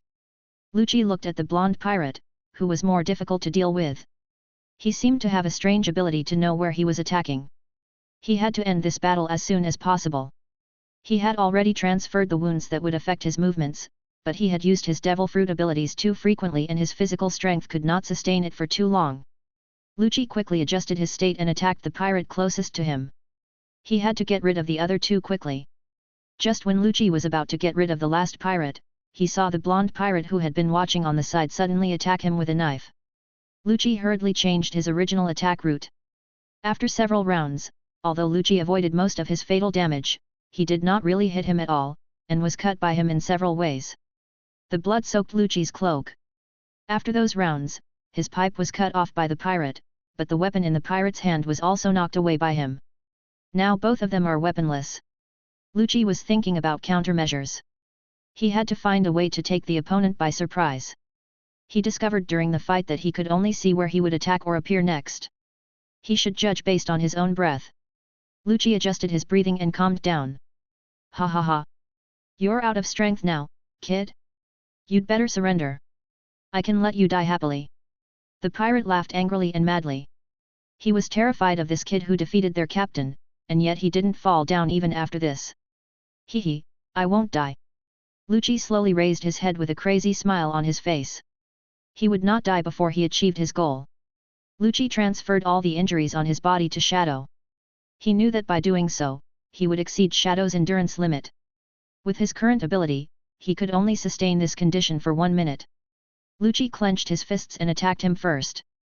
At the same time, the pirate on the opposite side also quickly attacked Lucci. He knew where Lucci's attack would fall, so he dodged Lucci's attack and clenched his fists to attack in the direction where he would land next. Sure enough, Lucci landed in that position and he hit him. Lucci wiped the blood from the corner of his mouth. He was just one step away from another touch. He had already stuffed the surrounding shadows and his repeated touches into the pirate's shadow. As long as there were enough, he could control his shadow and temporarily affect his body. He touched the dagger at his waist. As long as it could affect him for a moment, he could get rid of him instantly. Chapter 50. Here it comes. Lucci looked at the fist attacking him and barely bent down to avoid it. Suddenly, the pirate kicked him in the waist with his right leg. He had no time to dodge and could only barely catch it. He was kicked hard to the ground by the pirate. Cough, cough, cough. Lucci spat out a mouthful of blood and struggled to get up. The pirate grabbed his collar and lifted him up. Go to hell! The pirate yelled loudly, picked up Lucci and tried to smash him to the ground, but suddenly his arm loosened uncontrollably. The pirate was panicked. He didn't see that his arm was being pulled by various strange shadows on the ground. As Lucci landed on the ground, he quickly pulled out the dagger from his waist and stabbed it into the pirate's chest. The pirate widened his eyes, stared at the knife on his chest in disbelief, and slowly fell down. Cough cough cough. All the wounds accumulated before came back. He covered his chest and suddenly spat out a large mouthful of blood. Sure enough, the wound from the captain's attack was too severe. It seemed that several ribs in his chest were broken. Lucci looked at the pirate, who had fallen down and seemed to be dead. Lucci looked around and no one had noticed that a fight had taken place in the alley. He had to leave here as soon as possible, otherwise he would be in trouble if he was discovered by the navy. Lucci barely propped up his injured body and staggered towards the other side of the alley. Heavy shadows appeared in front of his eyes. After he completely left there, he finally couldn't hold on. His eyes went dark. Just as he fell down, suddenly an arm stopped his falling body. Lucci barely opened his eyes and murmured weakly, "Rayleigh." "Shaky, I'm back!" Rayleigh shouted loudly while holding the injured Lucci. "Master Lei, why are you here so early today?" Xiaoqi opened the door and said with a smile. "Prepare the bed, Lucci is injured," Rayleigh said anxiously. "What happened? How did you get injured so badly?" Xiaoqi asked Lucci, who was wrapped in bandages all over his body. "This little guy defeated the pirate group that specializes in kidnapping children alone." Rayleigh smiled and took a sip of wine. "The most difficult one should be the vice-captain of that pirate group. I heard that he is a cotter who escaped from Doflamingo." Shaky recalled the relevant information about this pirate group. "When I got there, that guy was already dead, and the other pirates were lying on the ground." Rayleigh drank the wine in his glass and said with a smile, "He is growing very fast. I think I can advance my training plan. After he recovers from his injuries, I will formally train him." Xiaoqi smiled as he looked at Lucci lying on the bed. He should be very excited, he's been waiting for so long. "Rayleigh, what are we going to train today?" Lucci looked at Rayleigh curiously. They were on a deserted island with a large vibrant forest. This was the first time that Rayleigh took him to another place for training. "Ah, this is the island I found for you to train on. You'll have to survive on this island for a long time in the future," Rayleigh said with a smile, stroking his beard. "If you want to become a pirate or survive in this world where the strong prey on the weak, you must have the skills to survive in a cruel and harsh environment." Rayleigh looked at the dense forest ahead and said with a smile, "This is a place of natural danger under the cruel nature. There are a huge number of beasts, too many to count. There are probably 1,000 creatures that you cannot defeat with your current strength. If you don't work hard to become stronger, you will die. How do you know their existence and exact number? Lucci asked puzzledly. This is what I am about to teach you, the power called domineering. Rayleigh said seriously. Ho ho ho ho. Something is coming out, Rayleigh. Lucci pointed at the creature in shock. Listen carefully, Lucci, the so-called haki is a potential power that all humans have. It is no different from the common feelings of sound, momentum, and intimidation. Rayleigh stood in front of the huge creature and continued to speak to Lucci calmly, but most people don't realize this power, or even if they want to use it, they can't do it in their entire lives. Firm belief is strength. Lucci, watch carefully. Haki can be divided into two categories. What a huge tiger! Lucci said in shock as he looked at the creature that was now fully exposed behind Rayleigh. Roar! Danger! Lucci shouted to Rayleigh hurriedly. It's okay. The tiger tried to attack my head from the right side with its front paws. Rayleigh closed his eyes with a smile on his face, bent down and calmly dodged the tiger's attack, and then continued, the power to strongly sense the opponent's sound is called observation haki. Once you gain this power, you can read the position and number of enemies outside your sight, and the actions that the opponent will take in the next moment. Ah! This is what the pirate used a few days ago. He can know my next move. Lucci said in surprise. That pirate escaped from the New World, so it's normal for him to have haki. Pirates who want to gain a foothold in the New World must master haki. Rayleigh smiled and added, observation haki also appears in other places, but there are different names for it. In the Sky Sanctuary of Sky Island, it's called Heartnet. Ho ho! Wow! Lucci shouted in surprise as he looked at the tiger attacking Rayleigh. Next is the domineering power of armament color. You can imagine this as wearing a black armor. Rayleigh looked at the attacking beast and slapped the tiger with his palm. Pueo! Lucci looked at the huge tiger in surprise, and was hit hard by Rayleigh's light palm and flew away. Relatively hard armor will naturally be transformed into offensive power. This power is also used for devil fruit users. There are various devil fruit users. If you need to deal with them, unless you can find their weaknesses, this armament color domineering is said to be the only means in the world that can fight against them. Even the flowing body of the natural ability user who makes people feel almost invincible can be used to attack his entity. Rayleigh pulled out the knife from his waist, held it tightly and showed it to Lucci. This power can also be attached to weapons. When this power is attached to weapons, it can make the blade harder and sharper. Lucci found that the blade slowly turned into a black sharp blade. Both observation haki and armament haki are haki, but only a few people in the world can control this kind of haki. Rayleigh said as he looked at the angry tiger rushing towards him.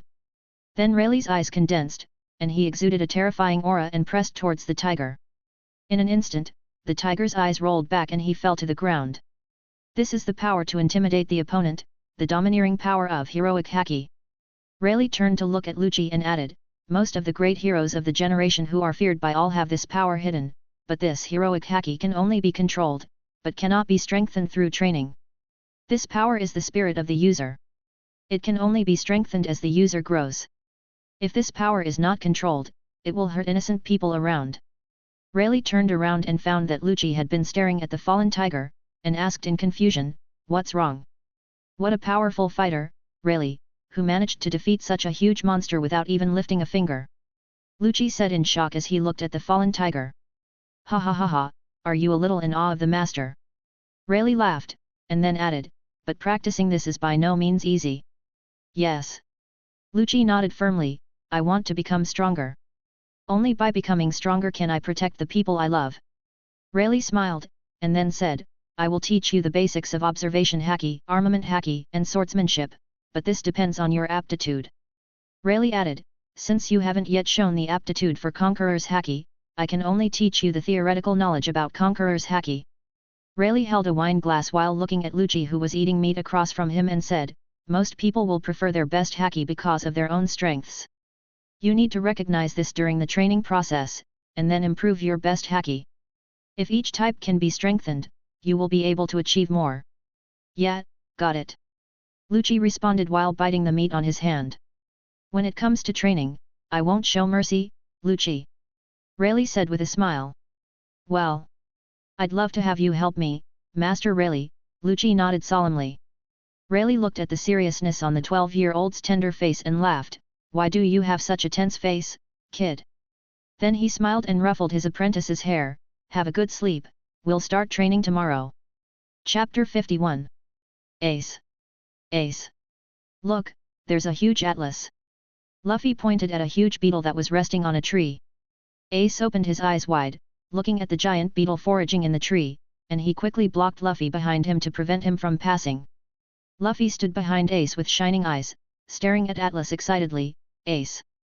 Let's catch it. Luffy shouted excitedly. No. This one is too big. We will be carried away by it. Ace said seriously. Ah.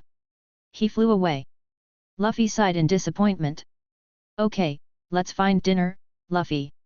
Ace breathed a sigh of relief. He was really afraid that Luffy would catch it. Okay. Let's eat crocodile today, Ace. Luffy said excitedly. Sure. Ace touched his brother's head and responded with a smile. Ace dragged the prey in his hand and looked around trying to find some fruit for Luffy. Ace. Help me. Ace looked back in Luffy's direction and was horrified to find that Luffy was caught by a huge centipede. Ace quickly threw away their dinner in his hand, quickly jumped onto the centipede's body, gritted his teeth, and used all his strength to insert the pipe into the centipede's body. Let Luffy go. Ace shouted loudly. Luffy, are you okay? Ace rushed to Luffy and checked Luffy's body anxiously. He, I'm fine, Ace. After Luffy was rescued, he looked at Ace with a bright smile again. Ace, you're awesome. I'm glad you're okay. Ace carefully checked Luffy's body and was relieved when he found no wounds on him. Then Ace and Luffy returned to their base with the prey they had caught.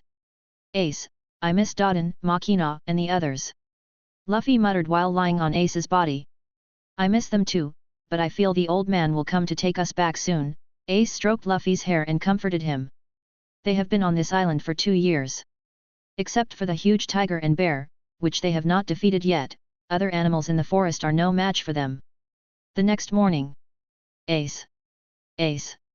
Luffy jumped on Ace and gave him a big hug. Luffy. Ace rubbed his sleepy eyes. Luffy's hug made him completely sober. He hugged Luffy and took him to the place to wash up. Today was the day for their annual height test, and Ace pulled Luffy over to where they usually tested his height, preparing to measure him. Ace was holding Luffy's dagger, carefully preparing to mark on the wooden board for measuring height, when suddenly he noticed something was wrong with Luffy's expression, and when he looked down, he was speechless to find that Luffy was trying hard to tiptoe, trying to make himself taller. Stop standing on your toes, Luffy. Ace said as he patted Luffy on the head. Okay. Luffy responded with a smile. Ace watched him slowly rise up expressionlessly. Don't even stretch your legs, Luffy. Then Ace pushed him down hard. Hey. Luffy puffed up his cheeks and looked at Ace unconvinced. Ace looked at the logo that had finally been carved, with a tired look on his face.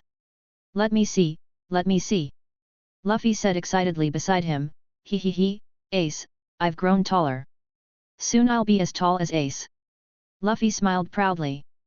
Ace looked at his brother's smug expression and couldn't help but put his hand on Luffy's head and laughed loudly. Then I'll wait. You two ran over here. It took me so long to find you. Garp said with a smile while moving his joints, then raised his fists and punched Ace and Luffy, one punch after another. Ace and Luffy looked at Garp in horror as he suddenly appeared and then suddenly swung his fist at them. Ace reacted faster and hurriedly pulled Luffy and fled madly into the forest. Boom! Ace and Luffy jumped on their feet, barely avoiding Garp's blow, and Ace swallowed in horror as he watched the stone shattered by Garp's fist.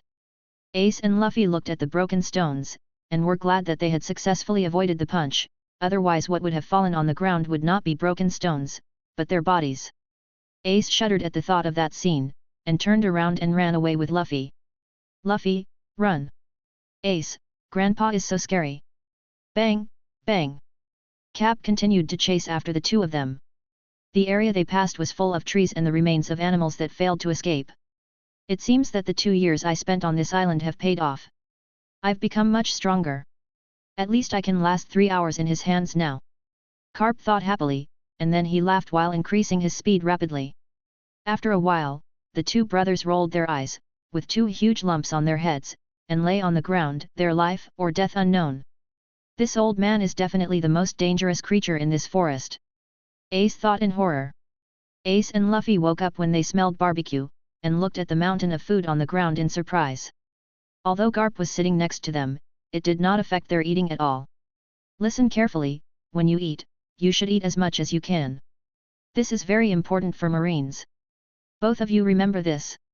Garp said as he looked at his grandson who was eating madly. Who wants to be a Marine? Stop acting on your own. Ace retorted after swallowing his food. What did you say? Cap said angrily. I want to be a pirate. Ace said angrily. It's so delicious. Luffy quickly finished the food on the ground, then touched his bulging stomach and exclaimed loudly. Ace and Garp turned around in surprise when they heard the sound. Ah! It's all eaten. There was no food left just now, and it was all eaten by Luffy. It's so delicious. Luffy exclaimed happily, then fell back and quickly fell asleep. So fast. Ace and Garp watched in shock as Luffy fell asleep so quickly. Oh! Ace and Garp sighed helplessly, then sat on the ground and looked at the burning bonfire. Are you here to take us back this time? Ace asked calmly. Ha ha ha, yes. You have stayed on this island long enough, it's time to go back. Garp said with a smile, the animals on this island should no longer be your opponents. Except for the king of the jungle in this forest, the two of us can defeat all the other animals together, Ace said proudly. We will set off tomorrow. You can go back to see Dodon and Makina. I will bring you here for training later so that you can defeat the king of the jungle. Cap laughed. Can you tell us now? Ace said to Garp. Ha! Garp stopped laughing, looked at the determined expression on Ace's face, sighed, and said, when I suddenly sent you to this island, the world government decided to search Dawn Island. They suspected that there were still people related to dragons on the island. In order to prevent you from being discovered, I could only temporarily put you on this uninhabited island. Ace was a little puzzled when he saw the inexplicable sadness emanating from Garp. Although he didn't know why, when he thought of the old man's identity as a navy, he could probably guess something, so he didn't ask. Dawn Island is safe now, right? Ace asked in a low voice. Yes, they have been searching Dawn Island for a long time, and they have completely stopped paying attention to it recently. Garp responded. Ace nodded and didn't say anything else. He lay down with his head tilted back to sleep. He knew that the old man had done his best to protect them. Garp covered the sleeping Ace and Luffy with a navy cloak, and looked at them sleeping soundly. For some reason, he suddenly thought of the dead Lucci, and dropped his shoulders sadly. If he was still alive, he would be the same age as Ace. Chapter 52. Makina. Luffy shouted happily at the door of the tavern. Makina pushed open the door of the tavern and happily looked at Luffy who was running towards her. Luffy. Great, you're back. Makina shed tears of excitement, then happily hugged Luffy and touched his cheek happily with her hand. She saw Ace standing behind them and watching them. She gave him a very gentle smile, pulled him by the hand and gave him a hug. She hugged the two brothers tightly. That's great. I'm so glad you're all right. Makina, we are back, don't cry. Luffy wiped the tears from Makina's face. I'm not crying, I'm just very happy. Makina laughed, and then said, you should go see Dodon, they miss you too. She won't miss us. Ace said, looking away. Oh. Ace, let's go see Dodon. He pulled Ace into the forest, then thought of something and waved to Makina. Makina, we will come to see you later. After a day of trouble, Ace and Luffy temporarily lived in Dodon's house as before. They planned to go to the tree house tomorrow to pack up their things, as they left in a hurry before and didn't pack anything. The next morning, Ace looked at the familiar forest and the familiar tree house. They had obviously left here for 2 years, but everything seemed to be the same as before, and everything seemed to have happened yesterday. Ace shook his head and stopped thinking. Luffy, let's pack up our things and move to our kingdom. Ace said to Luffy beside him. They didn't want to live in the treehouse without Lucci and Sabo anymore. Okay. Luffy responded calmly. Luffy looked at the treehouse which was the same as before, and rarely did he smile as brightly as usual. Ace was tidying up the corner where Luffy often stayed, when suddenly a photo album fell out with a loud noise, which scared Ace and Luffy. Ace picked up the photo album that fell on the ground and felt a little confused. It seemed that he had never seen Lucci take it out before. He was a little curious for a moment. Luffy was already sitting next to Ace and was also a little curious about what was inside. Ace and Luffy looked at each other and decided to open it and take a look. Ace slowly turned to the first page and looked at the contents. He didn't expect that there was a photo of a baby inside. Ace looked at Luffy in confusion and found that Luffy was also confused, so he could only continue to turn the pages. After Ace flipped through a few pages, he was surprised to find that these seemed to be photos of Luffy as a child, when he was a baby, when he first learned to walk, when he first spoke, when he was 2 years old, 3 years old, and up to 5 years old. Ace could also feel the love in these photos, and he felt a little heavy. Lucci had always been the brother who doted on Luffy the most. Although Sabo doted on him too, he sometimes insisted on his principles, but Lucci was completely doting on him without principles, just like the time when Luffy clamored for them to get on his ship. He and Sabo both firmly refused, but Lucci hesitated and quickly agreed. He was very surprised at the time. He could feel it when he first met Luffy that Lucci's personality was actually very similar to his, and he would never be the kind of person who would be inferior to others. Ace looked at Luffy and found his expression very funny. Ace snickered and asked, "What's wrong with you, Luffy?" "Well, that's too much, Lucci," Luffy said with a pout. "He actually took pictures of me secretly. I didn't know he took so many pictures of me. We didn't even take a photo together." Luffy's voice became lower and lower. Ace noticed that Luffy was in a bad mood. He knew that these photos made Luffy sad again, so Ace decided to say something to divert Luffy's attention. "We haven't taken a group photo yet. Let's go find Makina to take a photo, Luffy," Ace said to Luffy excitedly. "Really? Then let's go." Luffy's attention was instantly diverted, and he shouted excitedly, "I want to take a lot of pictures with Ace." Ace looked at Luffy excitedly holding his hand. He breathed a sigh of relief, then he showed a happy expression. Thinking of the photos taken by Lucci, he decided that he also wanted to record Luffy's growth, so that at least he could see Luffy after going out to sea, even if it was a photo. But before Luffy went out to sea, in order to prevent Luffy from being exposed, he decided that he would only watch secretly. Ace thought silently in his heart, then a relaxed smile appeared on his face. 5 years later. Ace, Lucci, and Sabo are 17 years old, and Luffy is 14 years old. Luffy looked at the shop in front of him. It was a clothing store. Various styles of clothes were placed on the shelf on the left, and various styles of hats were placed on the right. Luffy rushed in and looked everywhere on the right for what he wanted. Luffy searched for a long time but still couldn't find what he wanted. Luffy drooped his shoulders in disappointment and prepared to go out. "Hey! Brother!" Luffy turned and looked at the shop owner in confusion, wondering why he was calling him. "Do you want hats? Here are some that were recently delivered and haven't been put out for sale yet," the shop owner said with a smile, pointing to a pocket in the corner. "Really?" Luffy looked at the bag in the corner and decided to take a look. He had already looked in all the clothing stores in town, but he still couldn't find what he wanted. Luffy picked up an orange cowboy hat with a bull's head pendant on the hat string underneath. "That's it," Luffy said happily while looking at the hat in his hand. He looked at the hat in his hand and felt that something was missing. Then he ran to the accessories and saw a string of red beads, which looked very similar to the one that Dodon often wore, but there were 2 round decorations on the beads, one with a smiling face and the other with a crying face. He put the beads on the brim of the hat. "Nahihi, Ace will definitely like this." Luffy smiled brightly. Chapter 53. Ace looked at the photo album tenderly and carefully put it into the backpack with watermelon pattern that he had recently acquired. He looked at the slightly dim sky and frowned slightly. Why didn't Luffy come back yet? He was leaving tomorrow. He wanted to spend the day with Luffy before leaving, but he didn't know what Luffy wanted to do. He hadn't seen him since he left in the morning. Ace sighed helplessly. He was still a little worried about leaving Luffy alone on the island. He knew that what Luffy feared most was being alone, but this was their agreement. They would go out to sea to become pirates when they turned 17, and he sometimes wanted to take Luffy with him, but he knew that Luffy was going to become the Pirate King. He would definitely not agree. He believed in Luffy. They would meet on the sea soon. "Ace!" Luffy's voice sounded softly in the forest. Ace looked in the direction where the voice came from. Luffy was flying towards him quickly with something in his hand. Ace subconsciously stretched out his arms to hug Luffy, who was rushing towards him. He was knocked back a step by the huge impact force, but he quickly stabilized his body. "Ace!" Luffy had a bright smile on his face and looked at Ace under him with sparkling eyes. Luffy.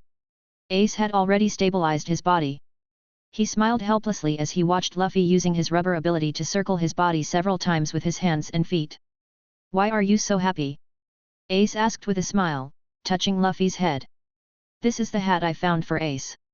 Luffy happily picked up the hat in his hand and put it on Ace's head. Ace walked to the water tank and looked at the hat curiously. It was an orange cowboy hat with a pair of laughing and crying expressions on the brim and a string of red beads as a decoration on the base. Ace touched the edge of the hat and smiled happily. He liked this hat very much, and it was given to him by Luffy. I like this hat very much, Luffy. Ace said to Luffy happily. Nahehe, I knew Ace would like it. Luffy said happily. Ah. This is for you, Ace. Luffy took out a dagger from his pocket and put it in Ace's hand. Ace looked down at the dagger in his hand. The dagger was well protected by the blade cover, and the handle was embellished with a beautiful ruby. Isn't this a gift from Shanks? Ace looked at Luffy and asked with a smile, this is your treasure. When you were little, you didn't even want to show it to us.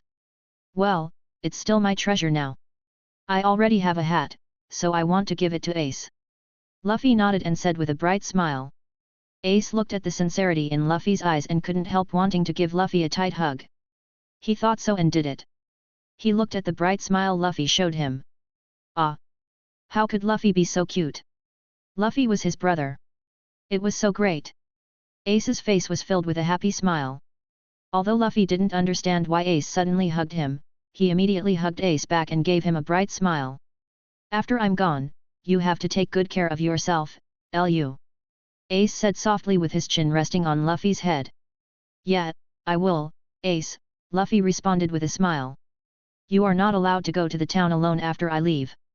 Ace let go of Luffy and said solemnly. Hey? Why? Luffy asked confusedly. Just promise me. Ace tapped Luffy's head and said in a serious tone. Ace sighed in his heart. Luffy was too easy to trust strangers. There were too many despicable people in the town. He had always been by Luffy's side to prevent him from being deceived. Now that he was not with Luffy, he was worried that Luffy would be deceived if he was alone. Okay, okay. Luffy agreed. Keep doing good, Ace. Luffy said with a bright smile. After I'm gone, you have to take good care of yourself, Luffy. Ace said with a smile as he looked at his younger brother. Don't worry, I got it.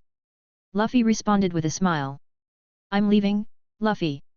Ace stood on the boat and waved goodbye to Luffy and the pirates on the shore. Keep going. Ace. Luffy shouted with a smile towards the small sailboat that was slowly drifting away from the coast. Just wait and see, I'll be famous soon. Ace responded loudly. Haha. Still waving. Luffy put his hand on his forehead and looked at the ship that was already sailing away with a smile on his face. Really, what will that guy Garp say? The village chief said helplessly as he watched the ship sailing away. Boss. After sending Ace out to sea, the bandits returned to Dodden's house one after another, opened the door and greeted their boss. Ace is gone. Oh, really? Anyway, I was the one who got scolded by Garp in the end, I really can't do anything about that guy. Dodden said pretending to be indifferent. Ah. Speaking of which, Ace asked me to tell the boss something. Said one of the bandits. What? Are you going to complain about me in the end? Dodden said angrily. He said thank you for your care. The bandits said with a smile. Don't embarrass yourself, you little brat. Dodden suddenly burst into tears and said with emotion while wiping his tears with a handkerchief. I still have 3 years. Rubber rubber. Gun. Luffy spun his right arm and attacked the target stone. Clap. The stone was instantly shattered by Luffy's attack, and the arm lifted Luffy up a little when it retracted. I want to become stronger. Luffy shouted. After 4 months. Luffy. Newspaper, newspaper.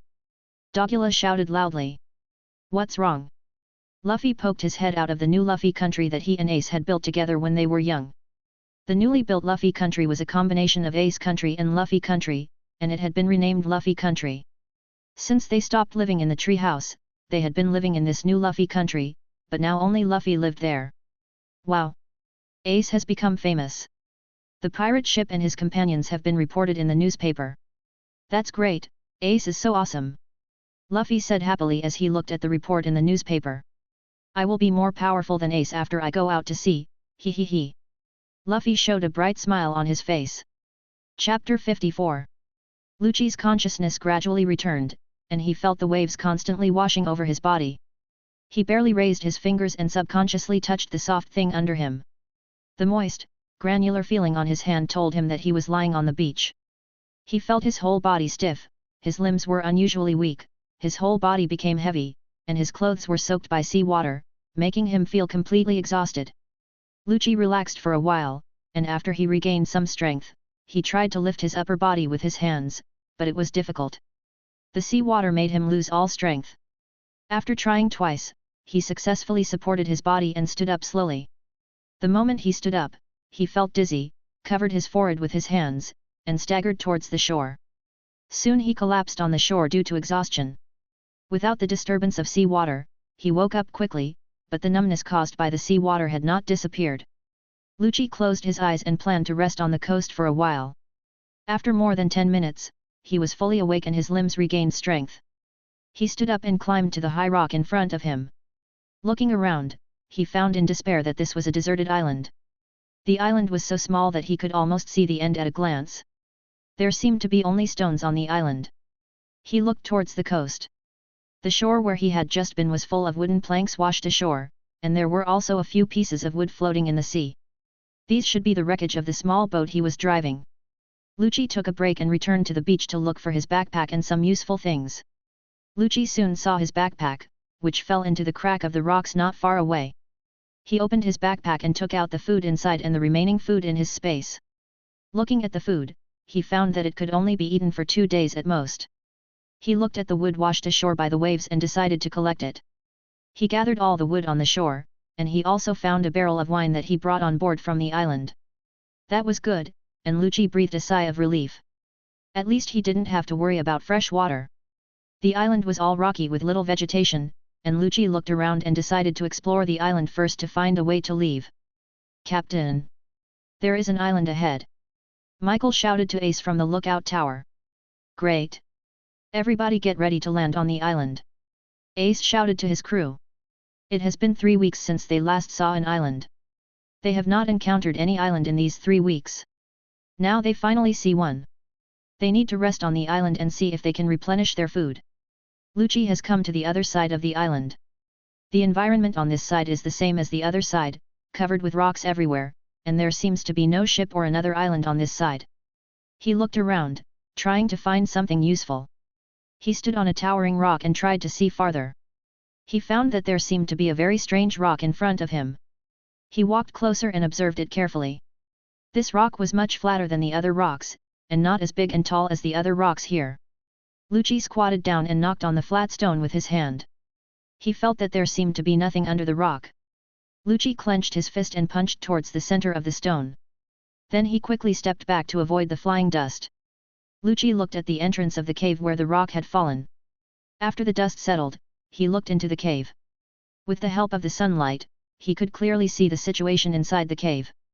There seemed to be nothing inside, but he seemed to see gold in the corner of the cave, but gold seemed to be of no use to him now. He thought for a moment and estimated the wall near the cave entrance. After making sure that he could come up at any time, he prepared to jump down. Suddenly he felt as if someone had landed on the island, from the direction he came from, and he ran quickly towards the coast where he woke up. This seems to be a deserted island. Ace looked at the island. It looked like an island made of rocks, and there was almost no green vegetation on the entire island. Captain! Here's a barrel of wine and a pile of broken wood. It seems to have been washed up by the waves. Scar observed the broken wooden boards on the ground. These wooden boards are parts of the ship. They must have been hit by the storm last night. These seem to have been collected and placed here by someone. There should be other people on this island, possibly victims. Ace guessed as he looked at the pile of wooden boards and wine barrels. I'll go look for it. Ace said and turned his body into flames. He used the flames under his feet to propel himself and flew to the other side of the island. Lucci was rushing towards the coast when he felt someone rushing towards him very fast. Lucci stood behind a rock, ready to observe the person approaching. Soon a man wearing an orange cowboy hat appeared nearby. He wore a yellow shirt that revealed his muscular waist and abdomen, black shorts, and a belt of the same color as his hat. He had a green dagger on his left waist with a red gem on the handle. The most eye-catching thing was the flames burning on his body. Lucci looked at the flames on the man's shoulders and the flames on his feet that made him fly and fell into deep thought. He should have a devil fruit. Thinking of what Rayleigh had told him about the characteristics of the natural devil fruit, he should be a user of the natural devil fruit ability. Lucci estimated that if he fought him, his devil fruit would be troublesome, and he didn't know his strength yet. Lucci looked in the direction of the coast. He had other companions, one of whom also had a strong aura. It would be best if they could let him take the boat, otherwise he would have to find another way, he thought indifferently. Lucci looked at the disappearing figure and decided to go to the coast to see the situation first. There is a big pirate ship docked at the shore. The bow is in the shape of a bull's head with an orange flame-shaped building on it. There is a black sail on the ship with a huge red heart painted in the middle, and a skull wearing a flame hat inside. The whole hull is mostly red.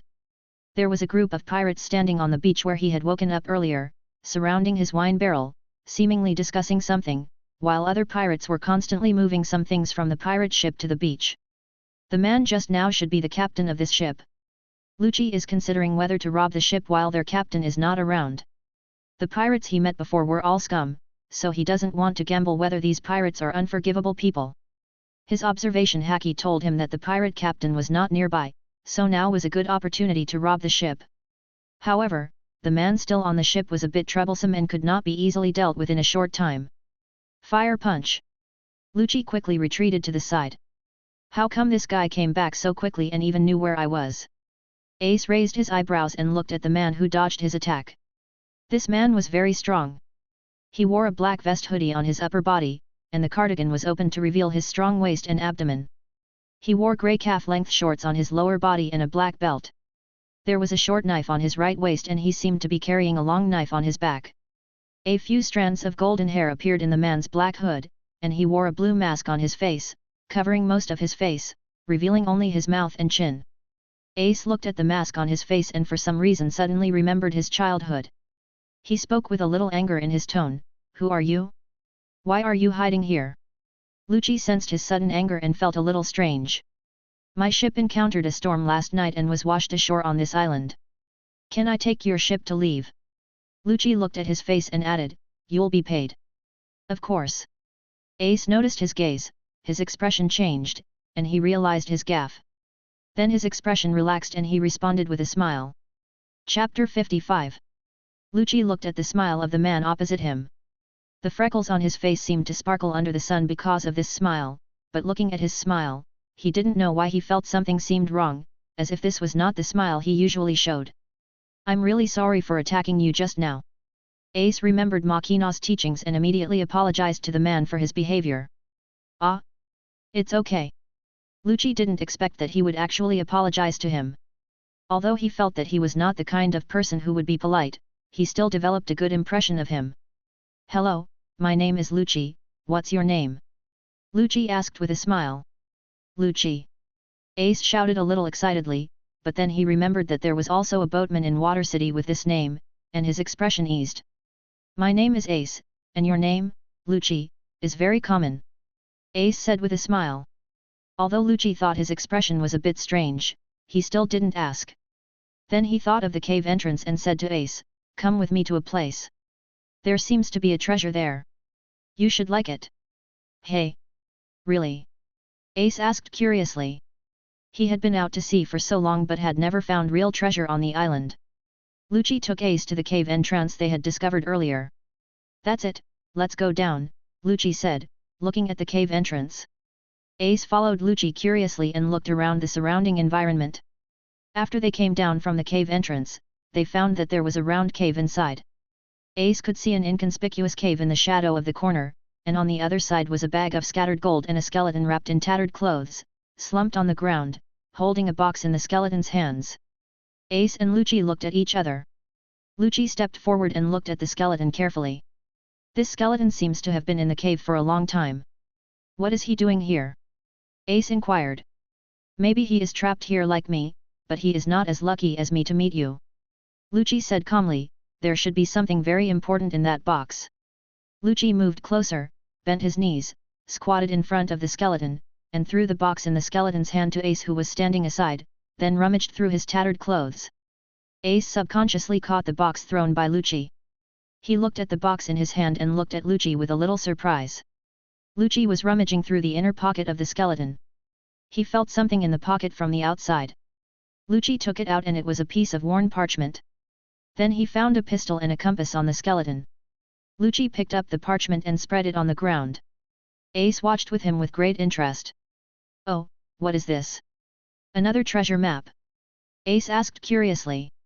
"It looks like the shape of this deserted island," Lucci replied, looking at the pattern on the parchment on the ground. He had already walked around the island. Although the location was not marked on the map, he could tell by looking at the familiar coastline that this was the map of the island where they were staying. But it is indeed a treasure map. "Look at this." Lucci pointed to several marked locations. "This should be another treasure map location of his. It should not be far from us. But there are 3 locations marked here." Ace looked at the 3 points marked on the map. "How do you know where the treasure is exactly?" Ace looked up and asked puzzledly. "Look at the positions of these 3 points. The distances between them are equal." Lucci pointed at the 3 marks and drew marks on them with his hands. "The center point of these 3 positions is here. This should be the real treasure hiding spot." Ace looked at the place pointed by Lucci and asked excitedly, "Do you know where this is?" "Judging from the distance, it shouldn't be far." Lucci looked around and saw the hole under the shadow. He picked up the brown paper and compared it carefully. "Let's go this way. If we are lucky, the place where this hole leads to should be the location of the treasure." Ace followed Lucci leisurely with the treasure chest in his hand. He didn't really care whether there was a treasure or not, but he really enjoyed the treasure hunt with him.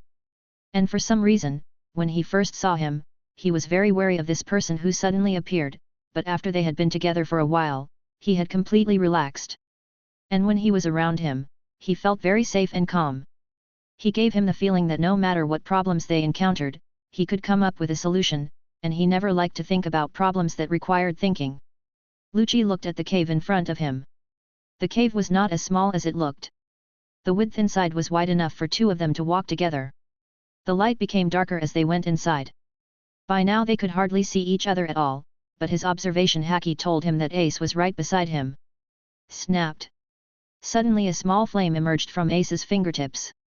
His freckles became more obvious under the flame. Through Ace's flame they could clearly see the surrounding environment. "Your ability is really useful." Lucci couldn't help but sigh. "Of course, I got this ability when I first went out to sea. It helped Deuce and I leave a deserted island like this one. I have also found many more uses for this ability." Ace responded proudly. "That's really good." Lucci smiled. The passage was long but there were few forks in the road. Lucci would occasionally check the map to see if they were heading in the right direction. "Cuckoo! Are you hungry?" Lucci asked with amusement, then took out some food from his bag and handed it to Ace. "Ah, thank you." Ace scratched his hair, took the food handed to him by Lucci with a smile, and then started eating it in big mouthfuls. Lucci looked at Ace while he was eating and knew that he was doing the same thing as him. Lucci quickly took out the remaining food and put it on the ground, then he and Ace started eating it together. After they had eaten their fill, they continued walking down, and soon they saw a glowing cave entrance. "The exit should be in front," Lucci said, and then Lucci and Ace walked quickly towards the exit. After coming out of the long and narrow passage, what appeared in front of them was a cave that was larger than the previous one. This cave was close to the bay, and the light they saw was the light from outside the bay reflected from another large cave. Lucci and Ace walked a little closer, and then saw a tattered sailboat standing quietly inside. The sailboat was covered with traces of being hit by the waves. The mast and sail were gone, and the hull was full of holes left by the impact. "It seems to have been here for a long time and gives it a very old feel." "This is a sailboat, why is it here?" Ace looked at it with a little excitement. "I don't know, but there are usually no boats in places like this. I don't know how they got him in." Lucci responded. "There should be treasure there, let's go up and take a look," Ace said a little excitedly. "Okay," Lucci responded, then looked at the flames coming out of Ace's body due to excitement, and added with a smile, "Be careful with the flames on your body, I don't want to be trapped in it, Ace." "Hey!" Ace looked at the flame on his shoulder, smiled, then extinguished the flame on his body and said with a smirk, "Don't worry, I will take you out." Lucci shook his head, and Ace used the power of fire to quickly fly onto the ship. Lucci followed closely behind, using the surrounding rocks and the ship's hull to quickly jump on. When they stood on the deck, they could clearly see that the ship was even more dilapidated than what they saw from the outside. The decayed environment inside was like a ghost ship in a storybook. It must have been abandoned for decades. The deck was covered with blood, but strangely, there was not a single corpse. Chapter 56. What happened here? Ace frowned. "I don't know, maybe he was in trouble. Let's go look for your treasure," Lucci responded while looking at the situation around him. Ace nodded after hearing what Lucci said and walked towards the door of the room on the ship. Lucci looked around and walked in the opposite direction of Ace. He climbed the stairs to the second floor and saw a captain's hat logo at the door of one of the rooms. He pushed open the door and saw a large room inside. He noticed that there was a large table near the window. Behind the table was an ornately decorated chair, on which sat a skeleton wearing a large hat. He was wearing a gorgeous cloak and his right hand was on the table, on which was a parchment book with words written on it. Lucci picked it up gently and tried to read. The book described the sailing experience of this pirate ship. It was a navigation note, and the last few pages described the final story. The storm and huge waves washed their ship ashore, and the hull was severely damaged. They could never return to the sea. They could not save themselves on this deserted island where no one approached, and there were no trees or food on the island. They could not repair the ship or build another one.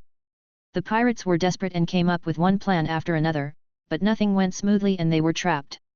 Eventually they mutinied and split into two teams. Comrades on the same ship began to kill each other and the deck was covered with their comrades' blood. The captain wrote in the final moments, "I feel so sorry for my crew members. I wanted to die at sea together with my crew members and the ship we were sailing on. After all, it was he, the captain, who failed to protect his crew members. All he could do in the end was to bury them properly." Lucci looked at the last sentence written by the pirate captain, "I want to die at sea." Maybe he was just a villain, but he must have been proud of his life as a pirate. "Hey, look Lucci! There are a lot of treasures here." Ace rushed in with 2 boxes of treasure in his hands and gave him an excited smile. "That's great." Lucci put the notebook in his hand back on the table and said with a smile. "Is this the captain's room?" Ace asked, looking at the skeleton wearing the captain's cloak. "Yes, a lot happened to this ship." Lucci looked at the skeleton. "He buried his crew." Lucci turned to look at the 2 boxes Ace was carrying. Ace grinned and said, "There are still a lot. I can't move them all by myself." "Then call your crew over to help move it together later," Lucci said with a smile. Ace and Lucci were walking back with some treasures. They couldn't carry so much, so they planned to take some back to the ship and ask others to help carry it. After they moved all the treasures down, they pushed the ship and the captain off the coast together, so that their final destination would be in the sea. By the time they moved all the treasures onto the ship, it was already night. Lucci sat alone on a rock and watched the pirates' revelry quietly. He took out the life card from the space and stared at it.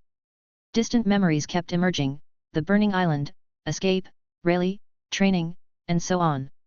He should have the strength now, right? Rayleigh's words when he left rang in his ears, "I have taught you all the skills I can. What happens in the future depends on you. I can only teach you the basics.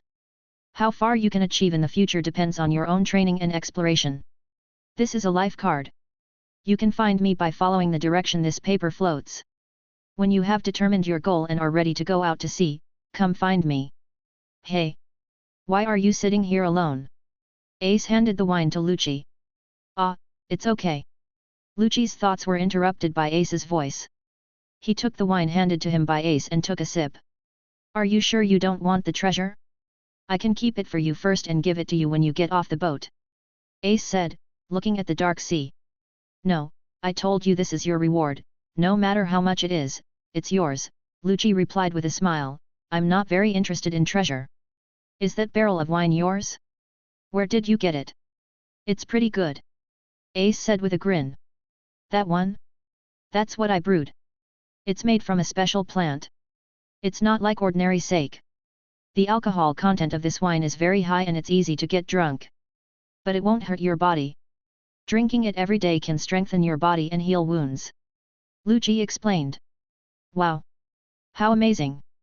You can actually make wine, and you're so good at it. Ace was a little surprised. Ha ha ha, there's nothing I can do. I have a master who likes to drink living with me. Luffy recalled with a smile. So where are you going next? Ace took a sip of the wine in his hand and asked with a smile, would you like to get on my ship? I'm going to the Sabayati archipelago. Your next island should also be Sabayati. Lucci said with a smile, please take good care of me for the next period of time. Hey! You should know that's not what I meant, Lucci. Ace said seriously. Lucci stared at Ace's serious expression in a daze, and suddenly a picture appeared in front of him. A black-haired boy whose face could not be seen clearly pulled his hand and said to him coquettishly, Lucci, Lucci, come on my boat. With an extremely doting smile on his face. Lucci? Ace asked in confusion when he saw Lucci suddenly stop talking. It's okay, Ace. Lucci came back to his senses and responded with a smile, I'm sorry, Ace, I can't get on your ship. Hey? Why? Ace asked disappointedly. I promised a very important person that I would board his ship in the future. Lucci recalled the scene that just appeared. Although he still couldn't remember and couldn't see the boy's face clearly, he could feel that he was very important to him. He wanted to get back his memories before the age of 10 as soon as possible. Is that so? All right then. Ace didn't insist any further, but he was very curious about who could get such a person on board. He didn't actually hold much hope that his invitation would be successful. His personality was actually very similar to his. Neither of them was the kind of person who would be inferior to others. However, if possible, I might sail with you for a while. Lucci drank the wine in his hand. Are you going to the New World? If possible, I would like to take your ship. Of course. Ace said happily, you will be our companion from now on. Hey? I didn't agree to get on the boat. Lucci grinned. But I've chosen you. Ace put his hand on Lucci's shoulder and said seriously. Oh, so that's it. Lucci looked at Ace's expression and knew that he was serious. He said seriously, in that case, I can't refuse. Even if I don't get on the ship, you are a friend I recognize and my companion.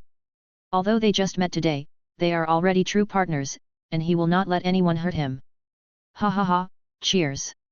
Ace's face was already red from the alcohol, and he grinned and shouted, let's have a party. Celebrate Lucci sailing with us. Lucci smiled as he watched the fight between Ace and his crew. Chapter 57. Help! Gulu! Guru! After the initial struggle, Luffy sank rapidly to the bottom of the water with his whole body weak. Suddenly, a figure swam towards the rapidly sinking Luffy, grabbed Luffy by the collar, and swam rapidly to the surface.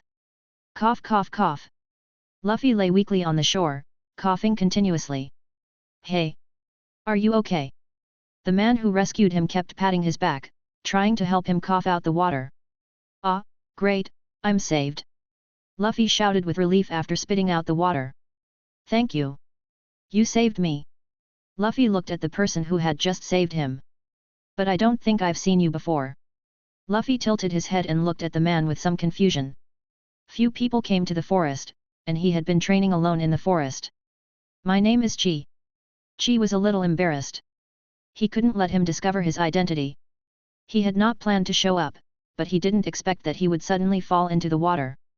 Fortunately, he was not a subject and could swim, otherwise it would be troublesome. Oh, I'm Luffy. I want to be a pirate in the future. Luffy instantly forgot the previous question and introduced himself happily. Well, how do you feel? Are you okay? Chi asked Luffy calmly.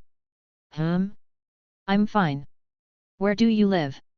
Luffy looked at the strange man in front of him curiously. I'll be staying on this island for now. You can find me by calling my name, Odd responded, then prepared to quickly leave Luffy's sight. Luffy looked at the man who was in a hurry to leave and was a little confused. Then he saw the crocodile on the ground and immediately became excited. He forgot his previous doubts and excitedly planned to prepare dinner. Hey, crocodile rice! Let's have crocodile rice tonight! Luffy said excitedly, then he stroked his chin and thought, and then shouted in the direction where Chi disappeared, Hey, Chi! Do you want to eat crocodile rice? It's delicious! Hey! Chi subconsciously stopped when he heard Luffy's voice. Although he changed his hair color to black, he might be recognized after spending more time with him. But since Ace left, Luffy has been alone in the forest. He must feel lonely. He obviously hates being alone the most. Well, he has been exposed anyway. Whoa, whoa, whoa. What's going on here? Hail. Ace looked at the sky in confusion. There's still candy. Lucci was speechless as he looked at the candies that kept falling with the hail. Is the weather in the Grand Line so weird? Captain. Oh, God. It's going to crash. Lucci looked up at the sky and saw a huge hailstone falling down. The ship was right under the huge hailstone.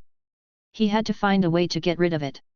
He quickly pulled out the knife from his back, jumped onto the mast, and used the mast to jump up and chop at the hailstone. Ace. Lucci chopped the hail into 4 pieces, but they were still too big. The remaining hail was still falling down, which would still threaten the ship. Ace knew what Lucci wanted without even thinking, and upon hearing his name, Ace attacked towards the top of the ship Fire Fist. Ace's attack successfully evaporated the hail that was about to hit the ship. Wow! It's the snake current. Run, rush out. Hoo! Hoo! Great, we're finally here. After a series of crises, the crew of the Spade Pirates were all lying on the deck exhausted. The weather on the Grand Line is really changeable. Lucci leaned on the mainmast to take a rest. Ha ha ha, this is really exciting. Ace laughed happily. Captain, we have arrived at the Red Earth continent. A towering red mountain wall appeared in front of the Spade Pirate ship. We meet again. Ace looked at the Red Earth continent and said with a smile, we have gone halfway. Our next stop will be the New World. Why is the record pointer pointing to the bottom of the sea? Our next stop seems to be Fishman Island. Ace looked at the map and said, but how do we get to Fishman Island? It needs to be coded. Lucci said beside him, and then added, you seem to know nothing about this sea. Hey? Lucci, do you know anything? Ace asked. There are 2 routes to the New World. One is to cross the holy city of Marijoa at the top of the Red Earth continent with the permission of the world government. This pirate cannot get a pass. The other is the undersea route through Fishman Island. Lucci pointed to the map and drew a mark on it with his finger, explaining to them, there is a hole in the Red Earth continent. Fishman Island is there, directly below the holy city of Marijoa, 10,000 meters deep under the sea. Then how can we use this ship to reach the bottom of the sea? If it is so deep, the ship will be crushed. Zeus asked doubtfully. This is the coding I just mentioned. Lucci replied, pointing to an island on the map. This is the Sabayati archipelago. Next we have to go to the Sabayati archipelago to code this ship. As for coding, I know someone who can do it. He can help us code the ship when the time comes. Is that so? Okay. Everyone, next stop is the Sabayati archipelago. Let's go. Ace shouted to the crew. Oh. All right, Captain. But I haven't had time to ask, do you know Haki, Ace? Lucci walked over to Ace who was sitting on the flame-shaped bow. Haki? What is that? Ace asked confusedly. Don't you know? Lucci was a little surprised. If you want to gain a foothold in the New World, you must master Haki. Lucci showed something like black armor on his hand, and then punched Ace. Boom. The next moment, Ace was knocked to the deck by Lucci. What happened? The other Spade crew members didn't know what was going on and quickly surrounded them. Why, you can hit me. Ace was a little shocked. He had just turned into an element, but Lucci's fist still hit him. This is one type of Haki, armament Haki. There is another type that can predict the enemy's movements and positions, which is called observation Haki. Lucci closed his eyes and motioned for Ace to attack him to the left. Lucci casually said the direction and position of Ace's attack. This is observation Haki, you should have felt this before. Lucci pulled Ace up and said, there is also Conqueror Haki, which I don't have either so it's hard to show. What does Conqueror's Haki look like? Ace asked curiously. Well, this kind of power is the spirit of the user, and it is a power that intimidates opponents. It can only be strengthened as one grows. When released, it will overwhelm people with weaker willpower than you. However, this kind of power will hurt innocent people around if it is not controlled. Lucci thought for a moment, then explained to Ace. Hey! I should have it. This seems to have happened to me when I was a child. Ace recalled the Blue Jam incident. Is that so? That's easy. I'll teach you how to use Haki on the way to the new world. Lucci said, you should be able to learn it quickly. Observation Haki should be the easiest for you to learn. You have a strong sense of perception, but you haven't formally learned it. Really? Thank you, Lucci. Ace patted Lucci's shoulder happily. It's okay, we are companions. Lucci grinned, but I won't show mercy during training. Ha ha ha, please give me your guidance from now on. Ace said with a smile on his face. Chapter 58. On the way to the Sabayati archipelago, a dazzling flame suddenly appeared in the middle of the sea shrouded in darkness. Fire punch! Lucci sat a little further away from the crowd, quietly watching the Spade Pirates fight. Deuce and several other Spade members were holding several wooden boards with logos engraved on them, standing in front of Ace's attack. The next moment, the fire fist fired by Ace was instantly absorbed by the flame shells hidden in the wooden boards. Damn it, you actually released the flame shell without telling me. Ace protested unconvinced, I will use all my strength next time, and then even the flame shell won't be able to absorb my flames. Then Ace jumped onto the top of the mainmast.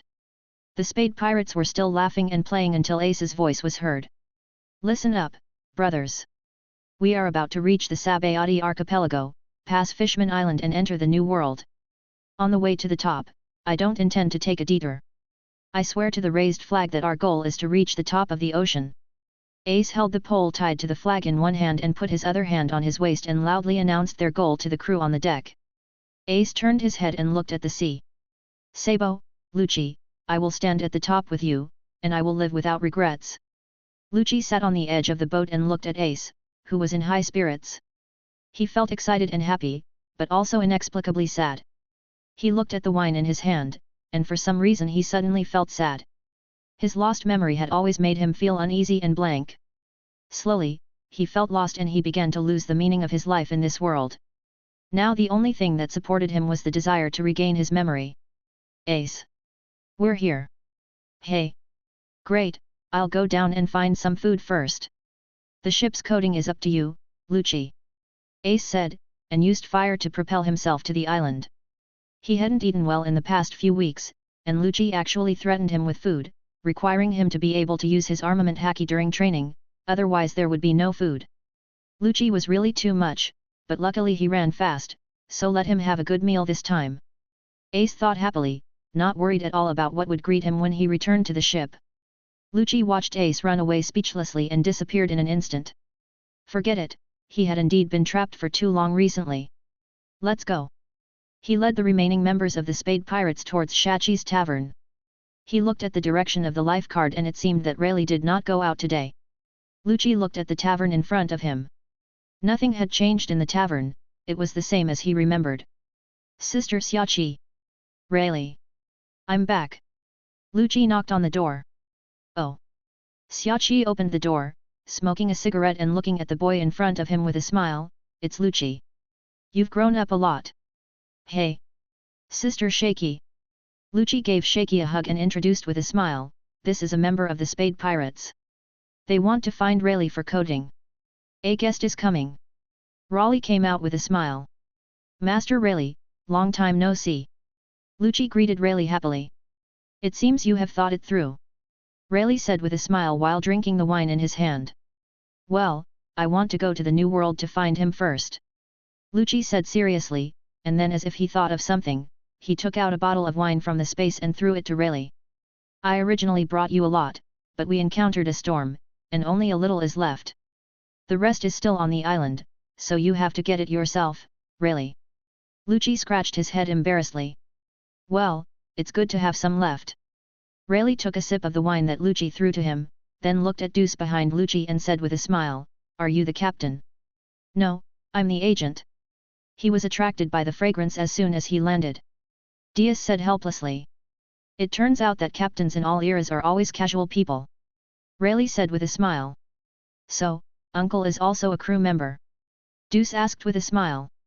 Rayleigh didn't know what he was thinking of, his eyes gradually deepened. I got on the ship for some insignificant reasons, but it turned out to be a long journey. It's really fate. He looked at the new generation in front of him and said with a smile, I think I will get along well with you. Are you okay, Chi? Luffy's voice came from the side. It's almost done. Chi looked at the burning bonfire and sighed, not knowing why it turned out like this. It's done. He took the roasted crocodile down, cut off a leg and threw it to Luffy. Wow! What you baked is delicious. Luffy gave a thumbs up to Chi while eating. Of course. This is definitely much more delicious than the way you just bake it without processing anything. Chi complained while eating. Although he didn't need to eat anything, he could still eat it. Come and compete with me later, I will definitely defeat you this time. Luffy said excitedly, waving his arms. Your accuracy is not good enough at a distance, so you need to strengthen your training. When your arms are stretched to their longest and you can hit me at will, you can duel with me. Chi recalled Luffy's shortcomings in training over the past few days. Okay, I can hit farther and more accurately tomorrow. Luffy replied with a bright smile. I believe you, Luffy. Chi responded seriously. Hey, Chi, what are you going to do next? Luffy asked while eating the meat in his hand. We're not going out to sea for the time being. We'll probably stay in the forest and train or something like that. Chi thought for a moment and replied. Then let's go together. Luffy said with a smile. Together. He was thinking about Luffy's thoughts and why Luffy asked that. Yes, it's still 2 years before I go out to sea. I promised to go out to sea when I am 2 years old, so before that I have to continue training on the island. We can become stronger by training together. Luffy said excitedly. Ha, it seems pretty good. He looked at Luffy's excited expression and found it a little funny. Chi, come to sea with me and be my crew member. Luffy said seriously. Hey. He was stunned for a moment, looking at his serious expression. He couldn't have failed to realize that he actually looked the same as Lucci just because he changed his hair and eye color, but there was a difference between Lucci when he grew up and when he was a child. After all, he hadn't seen him for 10 years, so it seemed normal that he couldn't recognize him. However, he carefully looked at Luffy's expression. Maybe he had doubts, but didn't believe it. He bit the flesh on his hand, maybe he refused to think about it. He responded somewhat helplessly, have you started looking for crew members so early? If you want to go to sea too, just be my crew member and go to sea with me. Luffy responded with a bright smile. I'm already your crew member, Captain, he said with a smile. Hey. Luffy tilted his head in confusion, not understanding why he said that, but he knew he agreed, so Luffy happily responded, then it's settled. But before that, you have to train well. Lucci added with a smile, and then took out the book left by Ace and placed it in front of Luffy, and study this well. I clearly hid this. Luffy pouted and muttered softly. Really? You didn't tell me that you are also the vice captain of One Piece. Lucci didn't know that Rayleigh had this identity until he heard the conversation between Rayleigh and Diaz and others. You're not interested and you never asked me. Rayleigh responded with a mischievous smile. Okay. Lucci couldn't refute. Ever since he saw all kinds of disgusting pirates on this island, he was not so interested in the deeds of pirates, and he never asked Rayleigh about anything related to pirates. Have you decided? Rayleigh asked while coding. Well, from the information I found out from Xiaoqi, he is currently only operating in the New World. Now I am very confused. I want to regain my memory first and then determine my goal before taking action. Lucci responded in a relaxed tone as much as possible. You still haven't come to terms with it, Rayleigh sighed. He knew the kid's heart not. If he had really figured it out, he should have taken off the mask when they met this time. Lucci said nothing and silently helped Rayleigh coat the ship. Chapter 59. Are you planning to take their ship to the New World? Rayleigh asked curiously. Yes, I have this plan. The climate in the New World is quite complicated. It's too slow and too dangerous to sail alone. Lucci said with a smile, and then added, the captain of the Spade Pirates is not bad. I didn't plan to join him, but he agreed to let me take a ship and sail with him for a while. Is that so? I wanted to meet this supernova who refused the government's call up. Rayleigh said with a smile, but it seems there is no chance now.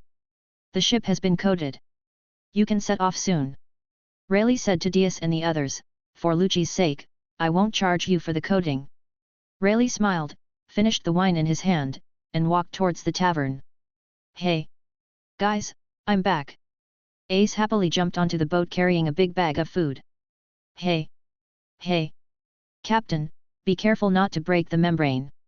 Hee hee. Ace scratched his head nonchalantly, then walked over and sat down next to Lucci. Do you know? The master who coded our film has another name, Diaz said to the other companions who did not get off the ship, it's Pluto Hilbazraeli. I didn't expect the master who coded our film to be such a big shot. Ah! The other pirates cried out in shock. If One Piece were still alive, maybe he could get along well with Ace. Someone exclaimed to his companions. Lucci subconsciously turned his head to look at Ace, and he found that Ace's expression was not right. Don't compare me with that kind of person. I can't stand it. To me, that guy is just a loser who got the title of Pirate King. Ace put the wooden barrel cup on the table heavily and said sternly, then slammed the table and stood up, that guy is just a stumbling block. When the pirates heard the captain's words, they immediately became excited and their morale was high. After a period of deep-sea sailing, the Spade pirates successfully arrived at Fishman Island. Ace led them and they quickly found a delicious sea animal restaurant.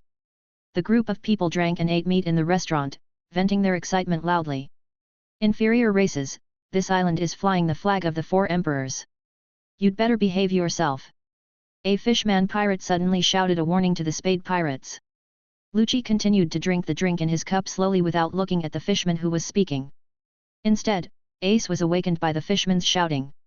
He looked at the fishman with disdain and said, I know this is Whitebeard's island, but so what? If I have caused any trouble, I apologize. Ace bowed politely and prepared to leave.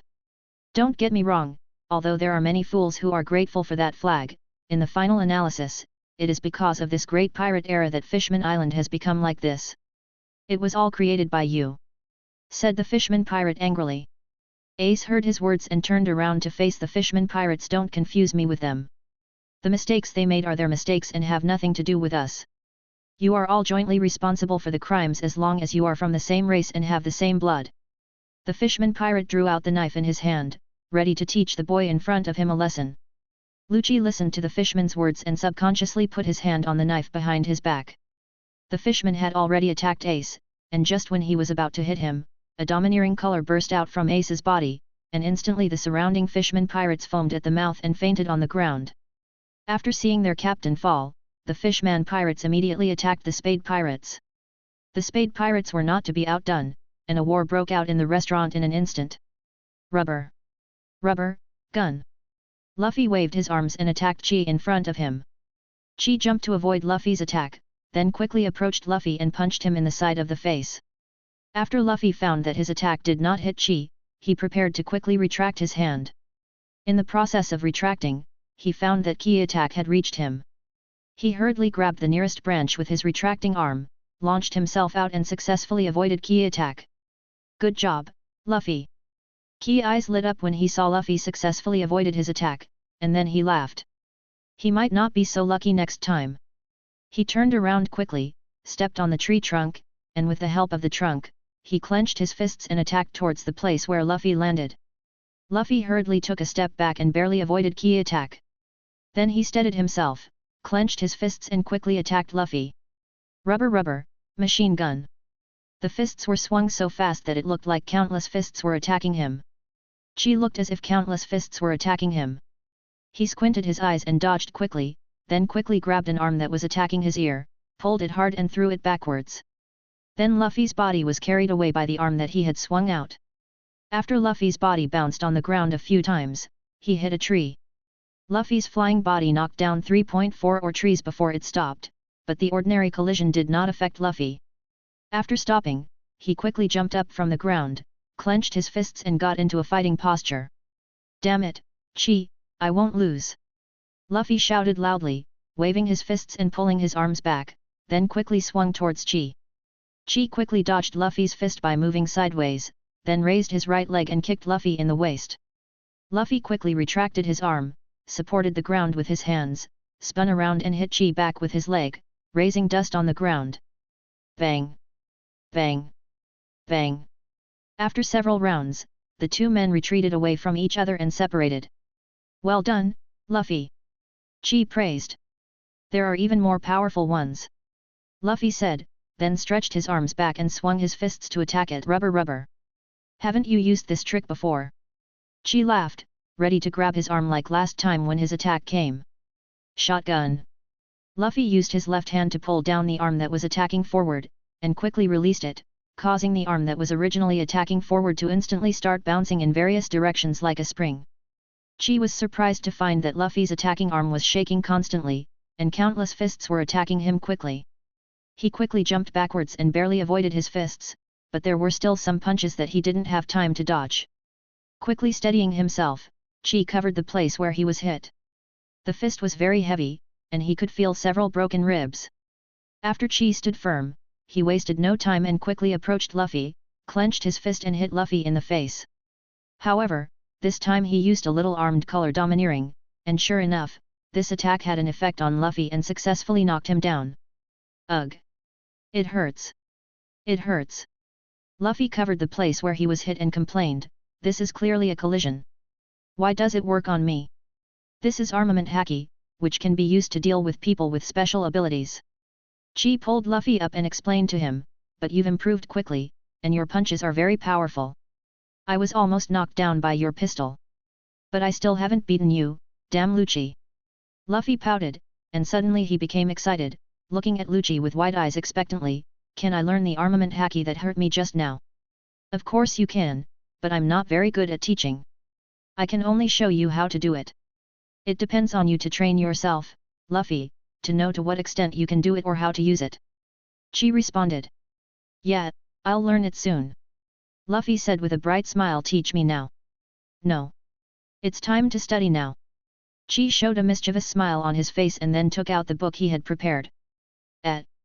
Why is it the same as Ace?" "Chi." Luffy complained as he stared at the book Chi took out. He thought he wouldn't have to learn this anymore after Ace went to sea. "You wouldn't want to become a great pirate but not be able to read your own wanted poster?" Chi challenged. "Of course I can," Luffy said excitedly. "How about we play a game of guessing letters?" Chi said with a smile. He, I'm sure I can guess more correctly this time," Luffy said excitedly. Chapter 60. Ace. Lucci walked forward and put his arm around his shoulder worriedly. "I'm fine," Ace responded with his head down and a gloomy face, then turned and left the tavern without waiting for Lucci to say anything. Lucci looked at Ace's leaving back with some worry. He turned around and looked down at the fallen man, then said to the spade pirates who were chasing after him, "Deuce, you lead everyone back to the ship first. Ace, I will bring him back." "Okay, Ace is in your hands, Lucci." Diaz patted Lucci's shoulder and said in a deep voice. "Yeah." Lucci turned around and chased after Ace's back. They have been in the New World for a month. During this period, they have continuously challenged powerful enemies, and Ace's bounty has continued to increase. Although they have encountered many powerful enemies during this period, they have never encountered an enemy that cannot be defeated. Basically, Ace's fire can quickly eliminate the opponent. He had a very happy time in this month, and he had become completely familiar with the crew of the Spade Pirates. But he also found that Ace would sometimes sit alone at the bow of the ship, staring at the sea in silence. Every time he did that, he felt that Ace's figure was very small, and the whole person seemed to be shrouded in loneliness and darkness. Although he would try to divert Ace's attention every time this happened, sometimes he would refuse everyone to approach him. At that time, Ace would take out something like a photo album from his bag, and he would return to his previous vitality after a moment. "Hey! Ace!" Lucci called out to Ace in front of him. He was alone in the forest. Lucci quickened his pace and walked beside Ace, then asked, "He has already escaped. Why are you chasing them? Have they returned to the ship?" Ace was silent for a moment, then said, "I asked them to go back to the ship and prepare first. The Navy should send more people over later." Lucci looked at the sea level. They were standing on a cliff facing the sea. From here they could just see the coast where their ship was docked. "Well, you don't have to worry about me." Ace stared at the sea level calmly. This cliff was a bit like the one where he and Luffy often lay down to take naps and read books when they were on Dawn Island. "Anyway, Ace, you're just avoiding my questions." Lucci looked at Ace and said seriously, "Really, we need to talk. They want to hurt you." Ace felt some anger rising in his heart, but he quickly suppressed the anger. "But we have already defeated them, and they have retreated. There is no need for us to chase them anymore," said Lucci. "But he hurt you, I can't let him succeed," Ace retorted. "But he didn't, and I can protect myself. Lucci took a deep breath and suppressed his anger. But you, Ace, you were handcuffed with sea stone handcuffs at the time. Apart from your own wisdom and crazy brute force, you had no way to protect yourself. I'll be fine. Ace pursed his lips and said stubbornly. Damn it, Ace, you are a big idiot. What on earth made you do such a stupid thing? Lucci scratched his hair hard, a little crazy about Ace's answer. He tried to calm down his anger and looked at Ace with a serious expression. Promise me, Ace, don't do such stupid things again. Have a little self-protection awareness. You are very important to me, and I don't want you to get hurt. Lucci. Ace was a little dazed when he saw Lucci's serious expression. Late night. Ace thought about what Lucci said today. He didn't understand why Lucci was so angry and worried. He recalled that when he was a child, he asked them whether the Pirate King's child should live.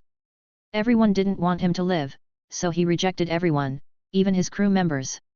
Although he cared about them, they didn't know much about his life experience. Ace would rather keep it this way. He knew very well how disgusting people would become after the secret was leaked. He trusted 3 people and told only them his biggest secrets, and even though they knew whose blood ran through his body, they still loved him. Before he was 10 years old, when he asked those people this question, they only gave him ridicule and curses. When he thought back to what Lucci said to him today, he felt the urge again. He wanted to try it again. He wanted to know his reaction. Lucci was sitting on the lookout. A cool breeze blew over him. He gathered the blanket around him and looked at the starry night. It was his job to guard the ship tonight, and the crew members were already fast asleep. He took a sip of the hot tea in his hand. Lucci. He turned to look in the direction of the sound and saw Ace climbing up the rope. Well, Ace? Why don't you go to bed? Lucci looked at the boy walking towards him with some confusion, then pulled off the blanket that was wrapped around him and gave half of it to Ace. I slept too much during the day and couldn't fall asleep. Ace responded as he stuck to Lucci's side and wrapped himself in a blanket with him. It's great to have the flame fruit. You look so hot, Ace. Lucci felt the heat from Ace, and his body, which had been cold, instantly became warm. He sighed comfortably.